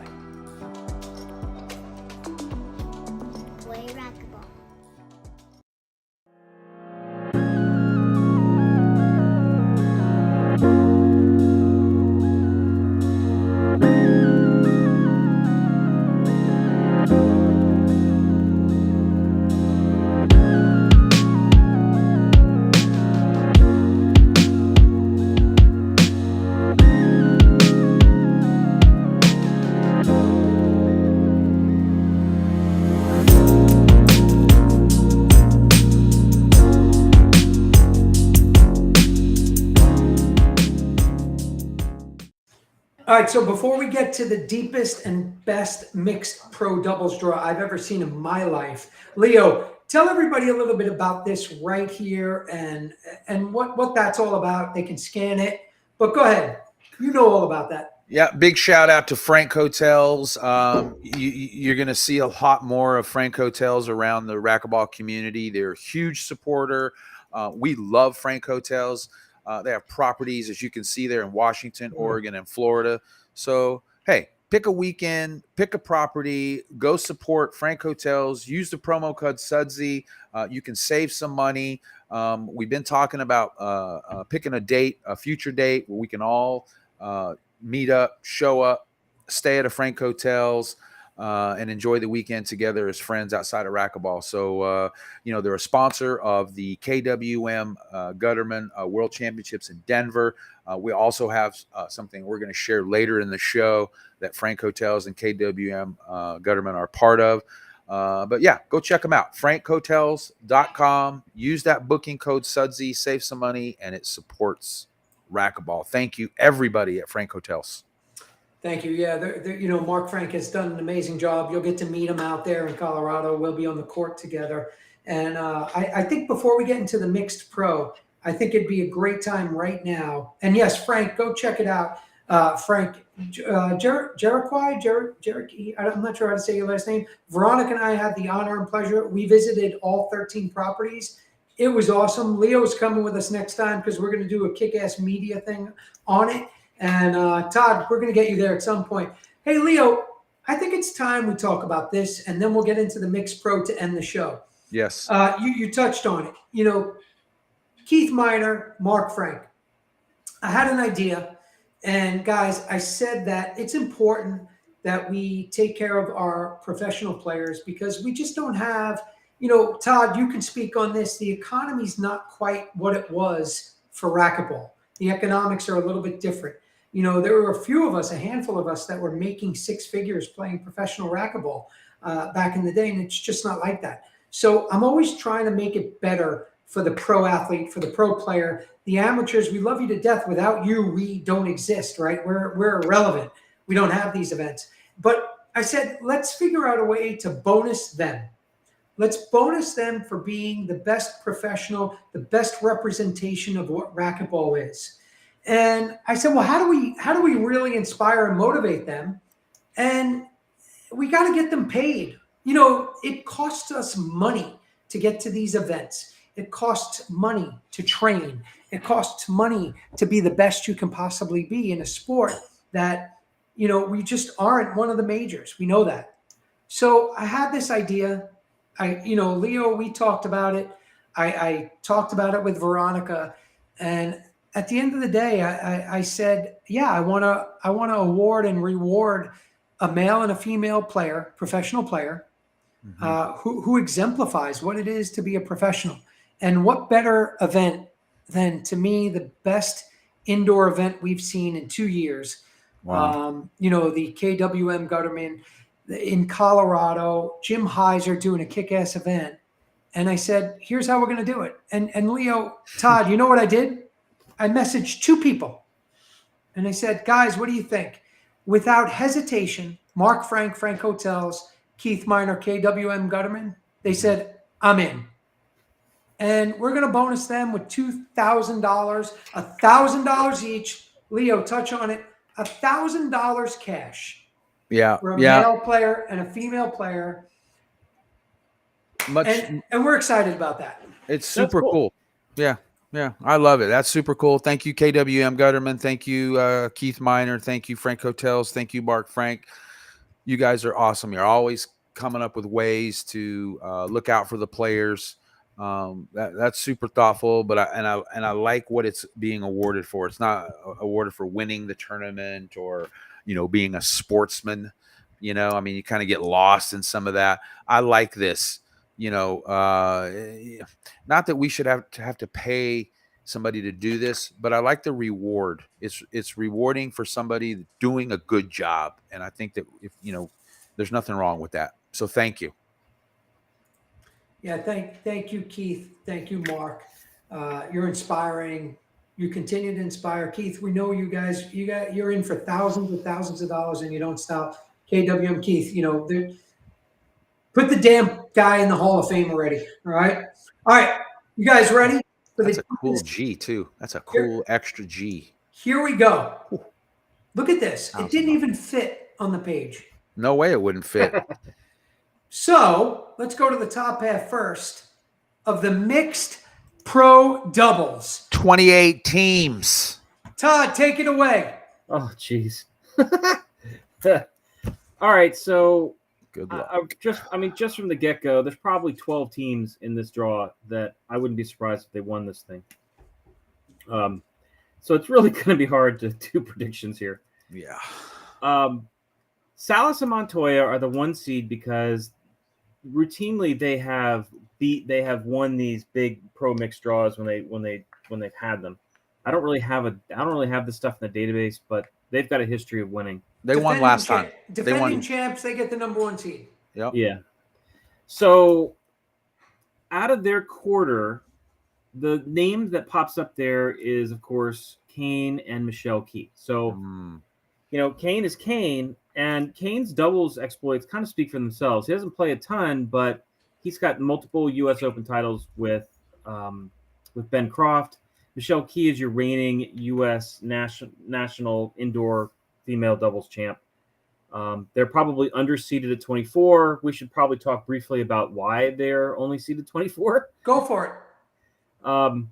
So the seeding in mixed pro doubles, it's not like there's a tour that gives us really reliable seedings, right? And so the way that you seed these events is by going partially by the USAR mixed pro doubles rankings, or mixed doubles rankings, which even they are kind of a hybrid of someone's doubles rankings plus their actual results in mixed. So unfortunately what happens is a player like Kane basically never, ever, ever plays mixed doubles. And so he has 0 mixed doubles points, right?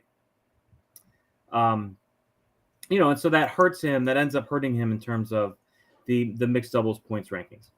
And so that, but for the other, for most of the top 8, yeah, for most of the top 8, it's pretty solid. Anyway, so Kane and Michelle Key have an interesting matchup to start. Kadeen Carrasco is a very good doubles player. Brenda Limey is a very, very good doubles player. So that's going to be a great test that's going to be a great opening match right there. Whoever wins that probably plays husband-wife team of Alan and Carla. To go and I don't think that Salas, Samantha, and Rodrigo are going to be troubled by whoever comes out of that opener there. And that's probably your quarter from the top. What do you guys think? Leo? I'll go. Wow. Super stacked. Samantha and Rodrigo will be, I think, the team to beat. Being the number 1 seed comes with a big reason. They won it the year before. They're both amazing doubles players. They gel. And then at the bottom of that top half, you see, Mejia and Mar. They'll be a force to reckon with. Man, there's just going to be so many good mixed doubles teams. I mean, and you look at the times there. 4 matches at 9:15. I'm going to be bouncing all over the Highlands Ranch Rec Center like a little kid. What's the score on this? I don't have a match that day, buddy. We can hang out and run around, go live, show highlights. Yeah, I mean, all those matches are good. I just look at the names. Sam and Lexi. They're always fun to watch. And look who they're playing. Gabby and Edwin. I've been on the court with Sam and Lexi. Sam is just vicious out there. Yeah. Oh, he's a baller for sure. And then, more eyeballs on Kane and Michelle. Good Lord. I hope they don't put them on, one of the backside courts. I hate when they do that. I hate when they do that to Kane. I'm positive Jim Heiser and crew will not do that. Yeah. So that's going to be a big time match. I know it says Kane and Michelle on there, but hey, Kadeem and Brenda Limey, they're not going to go in there and, and play so much of the name. I think it will be a big match for them, but so yeah, we could sit here all night long. Adam and Erica, I mean, hometown, brother, sister, they're going to move along in that draw. So I don't want to waste everybody's time and sit here and go through all of these picks, but I'll take Samantha and Rodrigo as far as they can go on this part, and then they'll run into Mar and Mejia. Well, so that's an interesting. So, all right. So, what do you make of Diego Garcia and Maria Jose Vargas? I think they can. I think they can get to the semis as well. Yeah, I think that's a good team. I mean, Vargas is arguably playing, some of the best women's racquetball in the world right now. The question comes, can Diego on his backhand out-hit Adam on his forehand along the left side? Yeah, that might be tough. I don't want to call him a sleeper, but yeah, you're right. We talked about this. Let's get through the draw, and then we'll kind of talk. I think it's cool to share our thoughts, and Leo, to hear yours on what makes the mixed pro doubles teams. Todd sure is high on Diego Garcia tonight. He is. Kid's tough. Kid can play. He can ball. Kid can play. So what did you think? So Leo, what's your semi there? I'm sorry. Who gets out of there? I'll go with the top seed. I'll go with Samantha and Rodrigo. Todd. Samantha hits the ball harder than Rodrigo. I would say that. Todd. So hey, come on! Listen, the Jim Heiser crew is jumping out of their skin. Oh, they got to release the draws. They're going to release and open all draws on R2 at the conclusion of this show. All right, Mar is part of possibly the best doubles team in the world with Montoya, and Mia is part of probably the best doubles team in the world with Herrera. So how do you how do you pick against them? Mm-hmm. I don't know. You're about to. All right, we're going to the bottom half. You guys ready? All right, let's go to the bottom half. Here we go. Bottom. Go for it. Thank you, Simone. Bottom half, Simone's. She's getting tired. Simone's moving us along. Go, Todd. I don't know. So Portillo has some history winning decently sized mixed draws. Mm-hmm. And Herrera, of course, is the other half of Monsi and Herrera. And Herrera and Portillo have played together already and won mixed pro draws, which is probably why they're so highly seeded. I don't think they're going to be troubled by anyone else in this quarter, to be completely honest. Acuna, Ortiz, can they get by Ugalde and Sotomayor? Probably.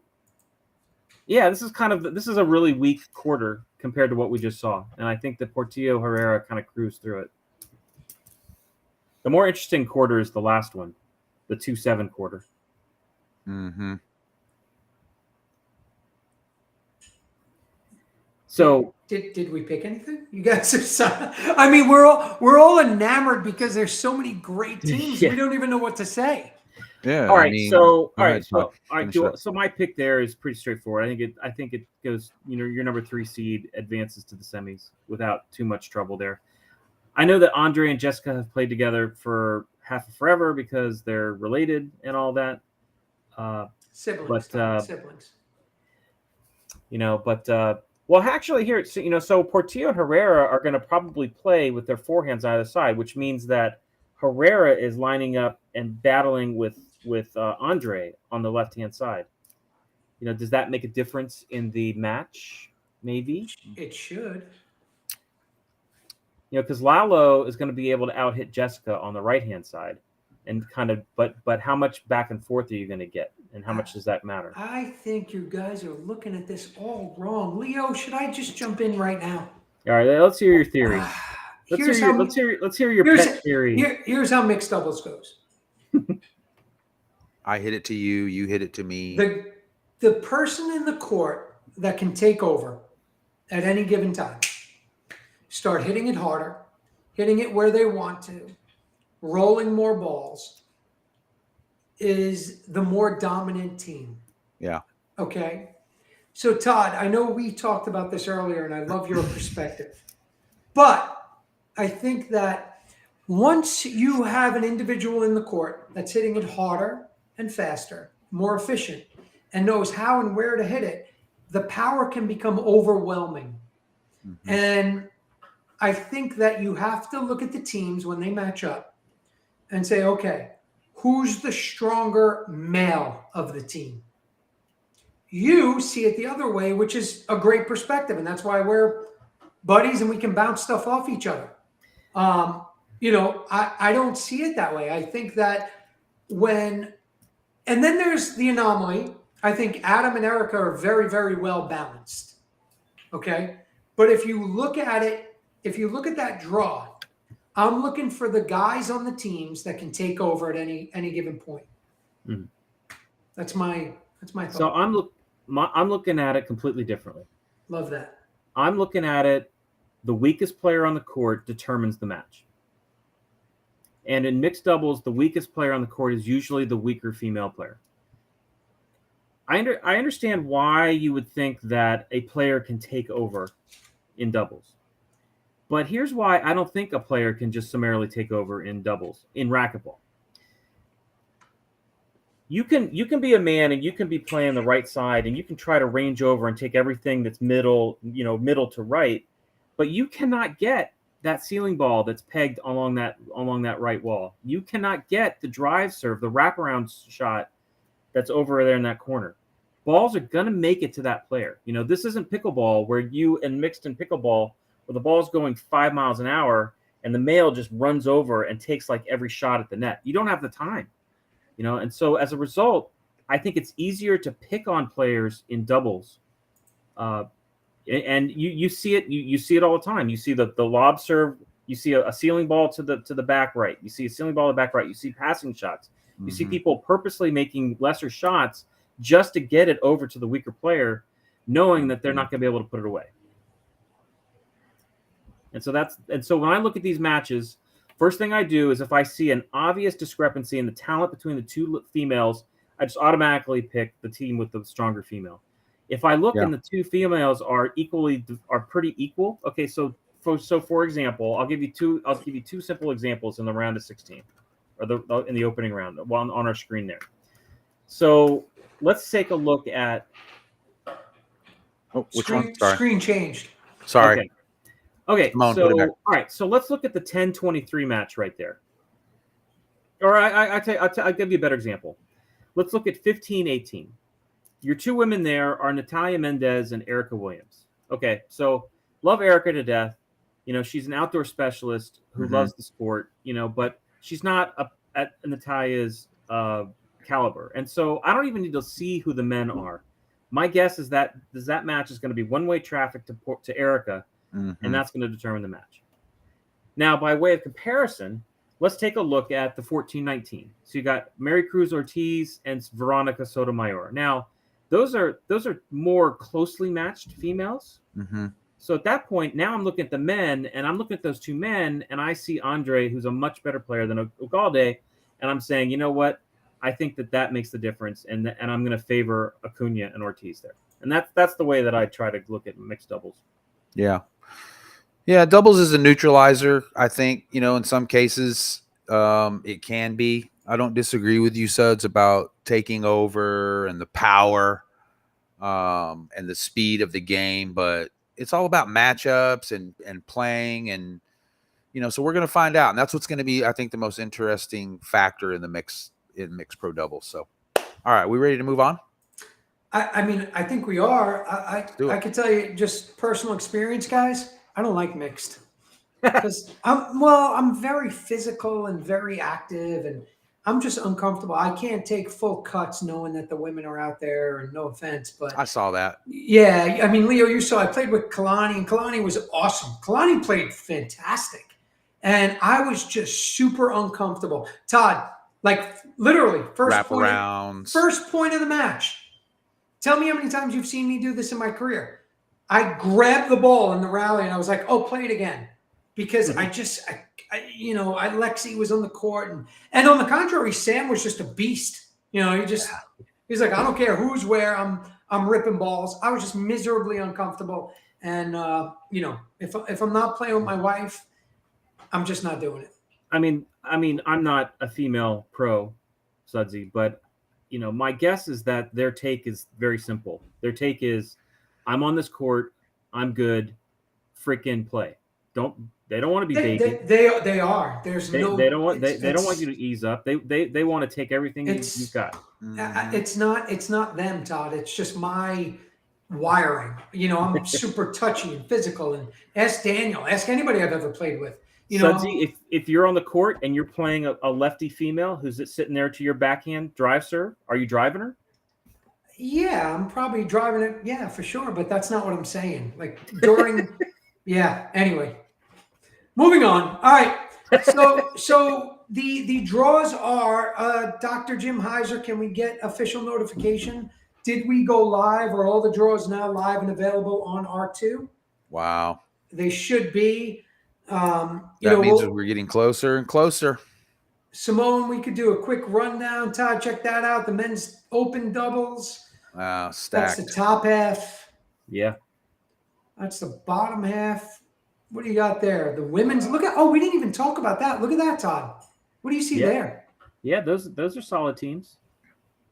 Yeah. Kelani, Holly, Samantha, Natalia, Christina, Maria Paz, Lexi, Naomi, Carla, Veronica.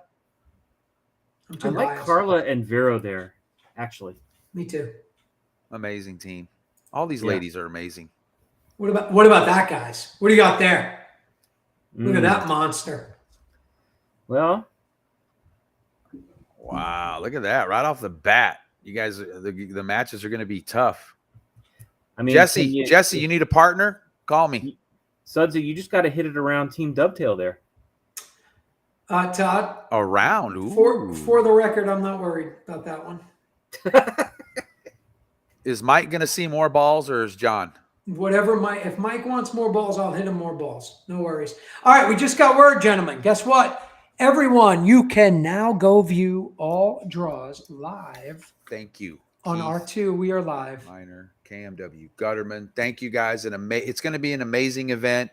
For those of you that can't make it, it's still not too late. You can use points. You can catch a flight. You can get a hotel. You can contact Joe Williams. He'll take Joe Williams is the man. He is the man. He's a big part of our committee. Sudsy, you're on the committee. Thank you to everybody on our committee. We're not even at the tournament yet, but there's so much to do, from the setup of the museum. We have drapery. Papa Nicholas, thank you so much for sending coffee and 2 coffee machines. Heather Fender will be there doing the hospitality. The Saturday night party with Andy Gross. It's going to be an amazing tournament. The LPRT will be there. The LPRT IRT will be there. They'll be live streaming.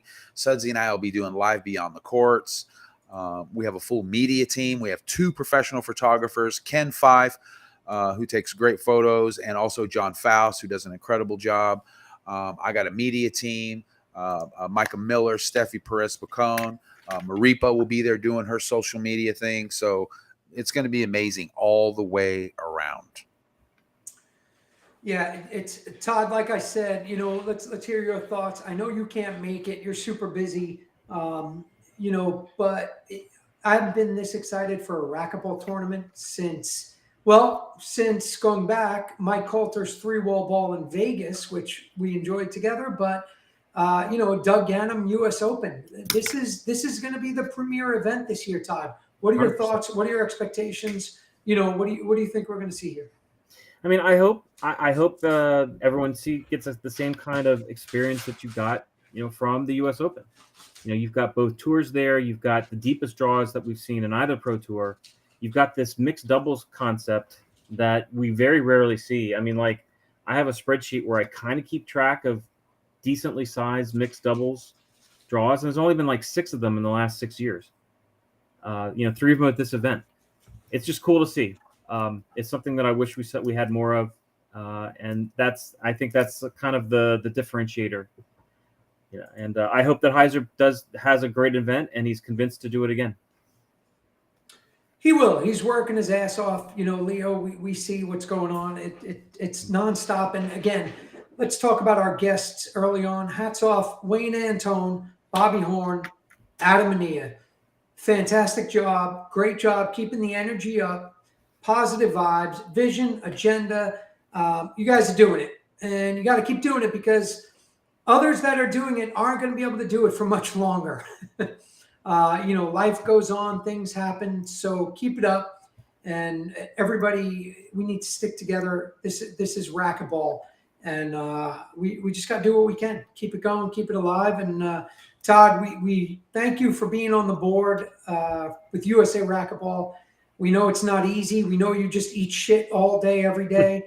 But, you got to keep pushing back and do what you can to make the sport better. I know you're trying.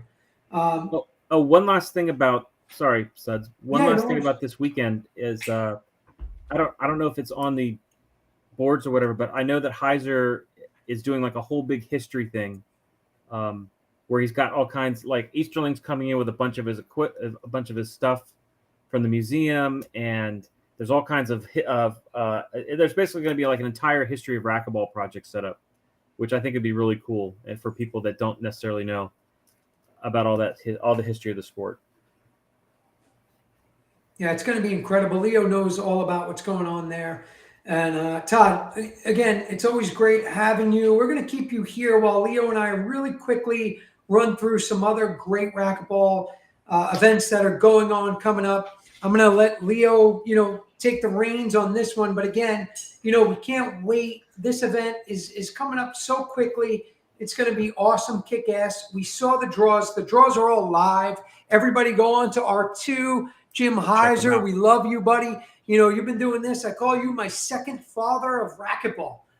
You've been there since I was 7 years old, and I know I've been a pain in the ass through the years, but hopefully I've done better for you lately. So go check it out. There's the draws. Leo, take it over with Simone and tell everybody else what else is going on, because there are some other good things going on. Yeah. Like Todd mentioned, we're going to have a full display of a racquetball museum. You don't want to miss that. But trust us, if you can't make it to the event, my media team, we're going to give you a full virtual tour of the facility. Hey, Fran Davis and Rocky Carson are going to be there the night before, and they're doing a clinic at the Goodson Rec Center. So another opportunity to enjoy the event, to experience it, to hang out with Coach Fran and Rocky. And hey, really quick, all you juniors out there that are going to go to this event, if you're going to go early enough, Team Dovetail is paying for one clinic spot with Fran and Rocky. So if you're going to be in town and you're going to go and you want to go to that clinic, go to the Team Dovetail Facebook page, check out the latest post, and you could win one of the free entries. But the hospitality is going to be great, Suds. I know we've been talking about it the whole show, but it's worth it. Mention Joe Williams again. He's done a fantastic job. Jim Heiser, thank you for letting us release the draws tonight. I know you've had your hands full getting everything ready. I'm super excited. It's going to be a great event. I wish, who knows, maybe we could get Todd there just for the weekend. Maybe. Hey, I'll take a maybe. That was non-committal. Leo, we can't go without let's real quick give the rundown on what's going on with the next Treasure Coast as well. Hey, guys, if you haven't seen it yet, go to sudsymonchik.com, September the 8th through the 10th. Treasure Coast Racquetball Series numero 9, number 9. And you can see all the information on there. Keith Lewis was on the show earlier tonight. Big shout out to Keith. He's our tournament director, does a fantastic job. Go get signed up. This event, as all of them have sold out. It's really easy. You can either scan that code and you can go enter, or you can go to sudsymonchik.com and you can enter 2 division max. I've been to Treasure Coasts. They're awesome. Sudsy and Vero and Keith do a fantastic job. Breakfast, coffee bar, lunch, dinner, adult beverages, great competition, live streaming all weekend. So go get signed up. September the 8th through the 10th, put it on your calendar, and I'll see you there. And thank you. Yeah, we want to get Leo there. So somebody Venmo real quick his flight and hotel, and we'll have Leo there. Todd Oh, Boss. that sounds easy. Todd Boss, thank you for the rankings. Leo, did you know that? I think you knew that. Todd Boss Yeah. is our official ranking. Yeah, that's right. Todd set up the rankings for us, and we appreciate that, Todd. Really, I'm outspoken about this, shocker, but you also belong in the Hall of Fame, and I think you'll get there at some point because all the work you do and have done for racquetball, historically, you can argue, other than now that we have everything on video, nobody's done it. So thank you, Todd, and you belong there too. But we'll get back to that. Todd, are you going to be at this one? Leo. Oh, Todd, are Yeah. you going to be there? Todd will be there. Yes, already have my flight for that one. Todd, you go first on this event, and then I'll go second. I mean, this is the culmination of the outdoor season. This is one of the more interesting tournaments that you'll ever see if you haven't been there, where they build a 15-court facility out of a parking lot. It's on the Strip. It's right across the street from the host hotel. It's got a great bar that we hang out at every night. It's and it's the best players. That's a view from basically the broadcast booth where we sit and broadcast the matches, and it's super cool. It's just a one of a kind experience. 1-wall, 3-wall. You get a huge. There's also a huge handball component that takes over the back half of the facility. And there's just people there hanging out day and night, and it's really cool. Next to the tournament in 9 days, this tournament is my favorite tournament of all time. Next to the U.S. Open that doesn't really occur like it used to. I'm telling you, people, I love this tournament. I've never been. I've heard about it. I wasn't much into outdoor. I didn't know anything about 3-wall ball. And you're going to be just like me when you go if you've never been. This is for all you people that have never been. All you people that already go to 3-wall ball events. And if you've been to Vegas, you already know what I'm talking about. But for those of you that aren't into outdoor, that don't know anything about 3-wall ball, and you haven't been to Vegas in a while, go check it out. I'm telling you, I went last year. I had an amazing time. I had such a good time that now, as you can tell, I am marketing for 3-wall ball. So number one, go get your hotel. Go to the 3-wall ball website, 3wallball.org.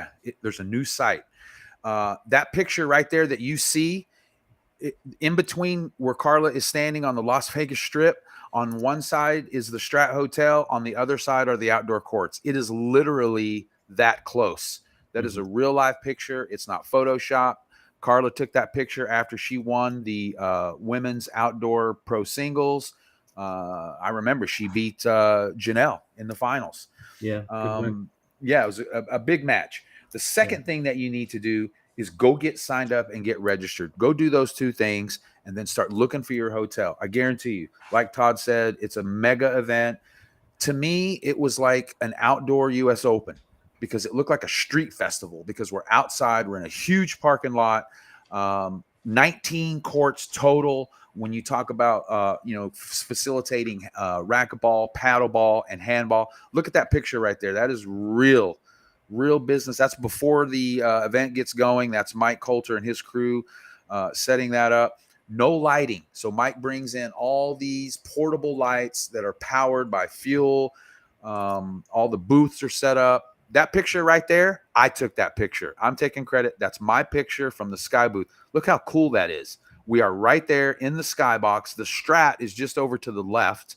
It looks like the Mania is there, right there on the court. Wednesday, Thursday night, just having a great time. Todd, you were there. You've experienced it. I love it. It's my new favorite tournament. I don't know if you can tell by how I'm explaining it, but go to 3wallball.org. Go plan a trip to Vegas. I mean, Vegas and racquetball, it doesn't get any better than that. So, and I tell you what, anybody that says I love 3-wall ball in the comments, I'll do a drawing. I'll give away these 2 3-wall ball hats. These are awesome. Mike Coulter sent me some stuff to give away. So let's give that stuff away. 3-wall ball, MC.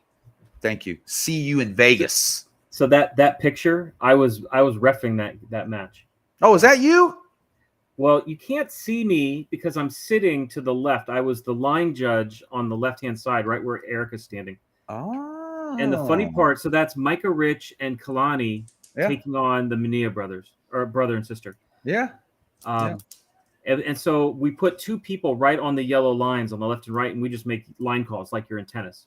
Mm-hmm. And, Adam gave me a bunch of grief because I kept calling balls against him. But I love that setup. The nerve of you. It's, yeah. It's such an awesome event. I always wanted to do that, Todd, like in tennis. Who, like a big yell, like, what would your out call be? Well, they told me to be very loud and very, very clear. And so even if the ball hit into the stands, I was like, out. That's excellent. Yeah, we had a good time. It was definitely great. Guys, before I close the show, first you, Todd, any closing thoughts, any closing words for everybody? Closing thoughts. Great to have racquetball back. This is the opening tournament for the LPRT new season. This is kind of like the return of the IRT, which has gone to a calendar year system.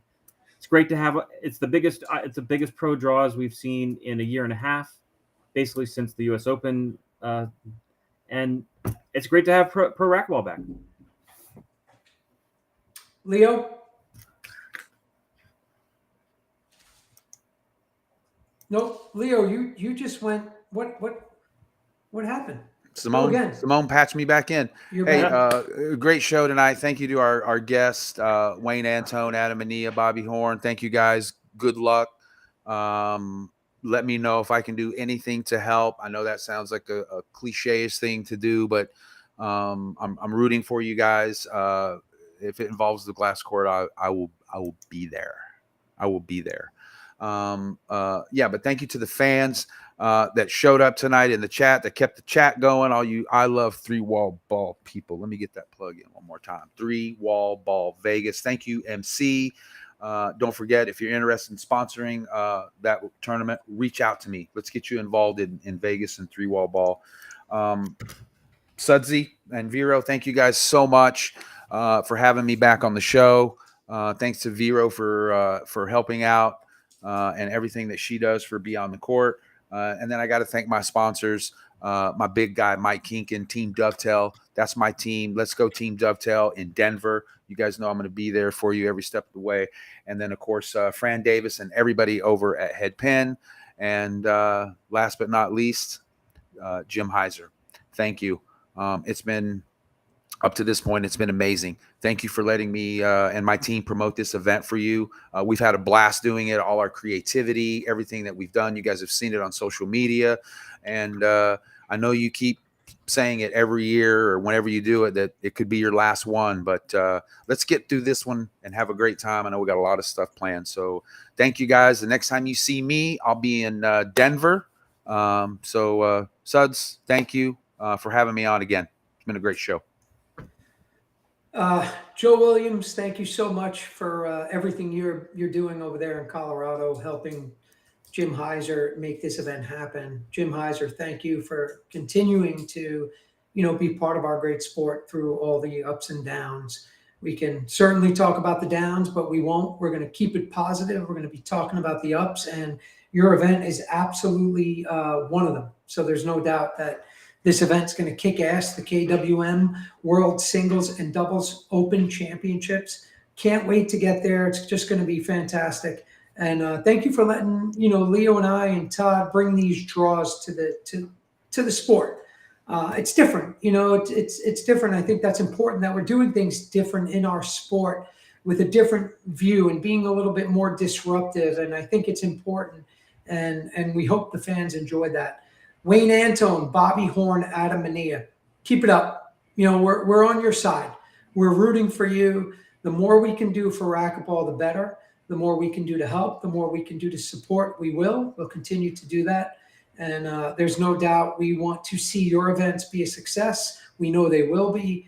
To echo what Leo said, if the glass court's there, I'll do everything I can personally to be there as well, whether I'm playing or just hanging out, having a cocktail with Todd and Leo there.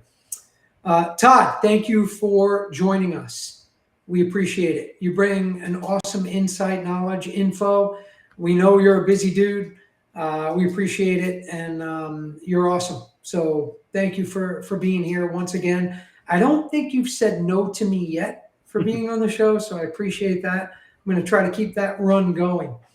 Leo, man, you stepped up. You know, this show started. It was myself during COVID. Veronica said, "Babe, what are you going to do?" I said, I'm going to go live because racquetball seems pretty miserable. She's like, "Well, how do you know that?" I said, "I don't know that. I just feel it." And we were in Ecuador, and I was alone. We're alone down there, and I just felt like there wasn't much going on. I think my words were literally, I just want to get out and talk to racquetball, talk to the racquetball family and world. And Scotty Mack, Ellie, you stepped up, and we did this. And then Leo, you stepped up, and you've been perfect. This has been a great team. I appreciate all you're doing. You work hard. Racquetball is your passion. Many don't know, but that's what you do. And Veronica and I continue to do what we can to help you to stay in here and continue to be part of it and do what you can before you run and hide. Even though I'm the first to tell you, go accept that job at Apple or wherever it may be and go there. And I think Todd would tell you the same. So thank you again, and keep it up. Keith Miner, KWM Gutterman, Mark Frank Hotels. We just can't say enough about you. So much stuff goes on in our sport because of you. And without you, it just might not happen, including these events happening now, including a bunch of the events we're talking about here in the future, including our events, including us personally. Thank you. Mark, thank you for having the trust, faith, and confidence in Veronica and I to be such an integral part of Frank Hotels. And everybody, don't forget, go to Frank Hotels, and Todd, you could use promo code Sudsy and get a discount. So that's Frank Hotels racquetball thing. Veronica, Mateo, Jules, I love you to death. Thank you, Simone. That should go there right now. Veronica, Jules, Mateo, I'm here doing this right now because of you. I'll say it forever. Veronica, you brought me back into the sport, and I'm hoping you all enjoy it. And to the fans, we love you. We do this for you. Trust me, Todd and Leo and I, we don't need to hear ourselves talk. We talk to each other all the time. We hope you get something out of this, and we'll be back soon. And like Leo said, we will see you again very soon, and it will be from Colorado. Jim Heiser set up an amazing situation for Leo and I to bring you the best news, the best info, the best what's going on if you can't be there. So look for us in Highlands Ranch very soon. To all the players, best of luck. Can't wait to see you.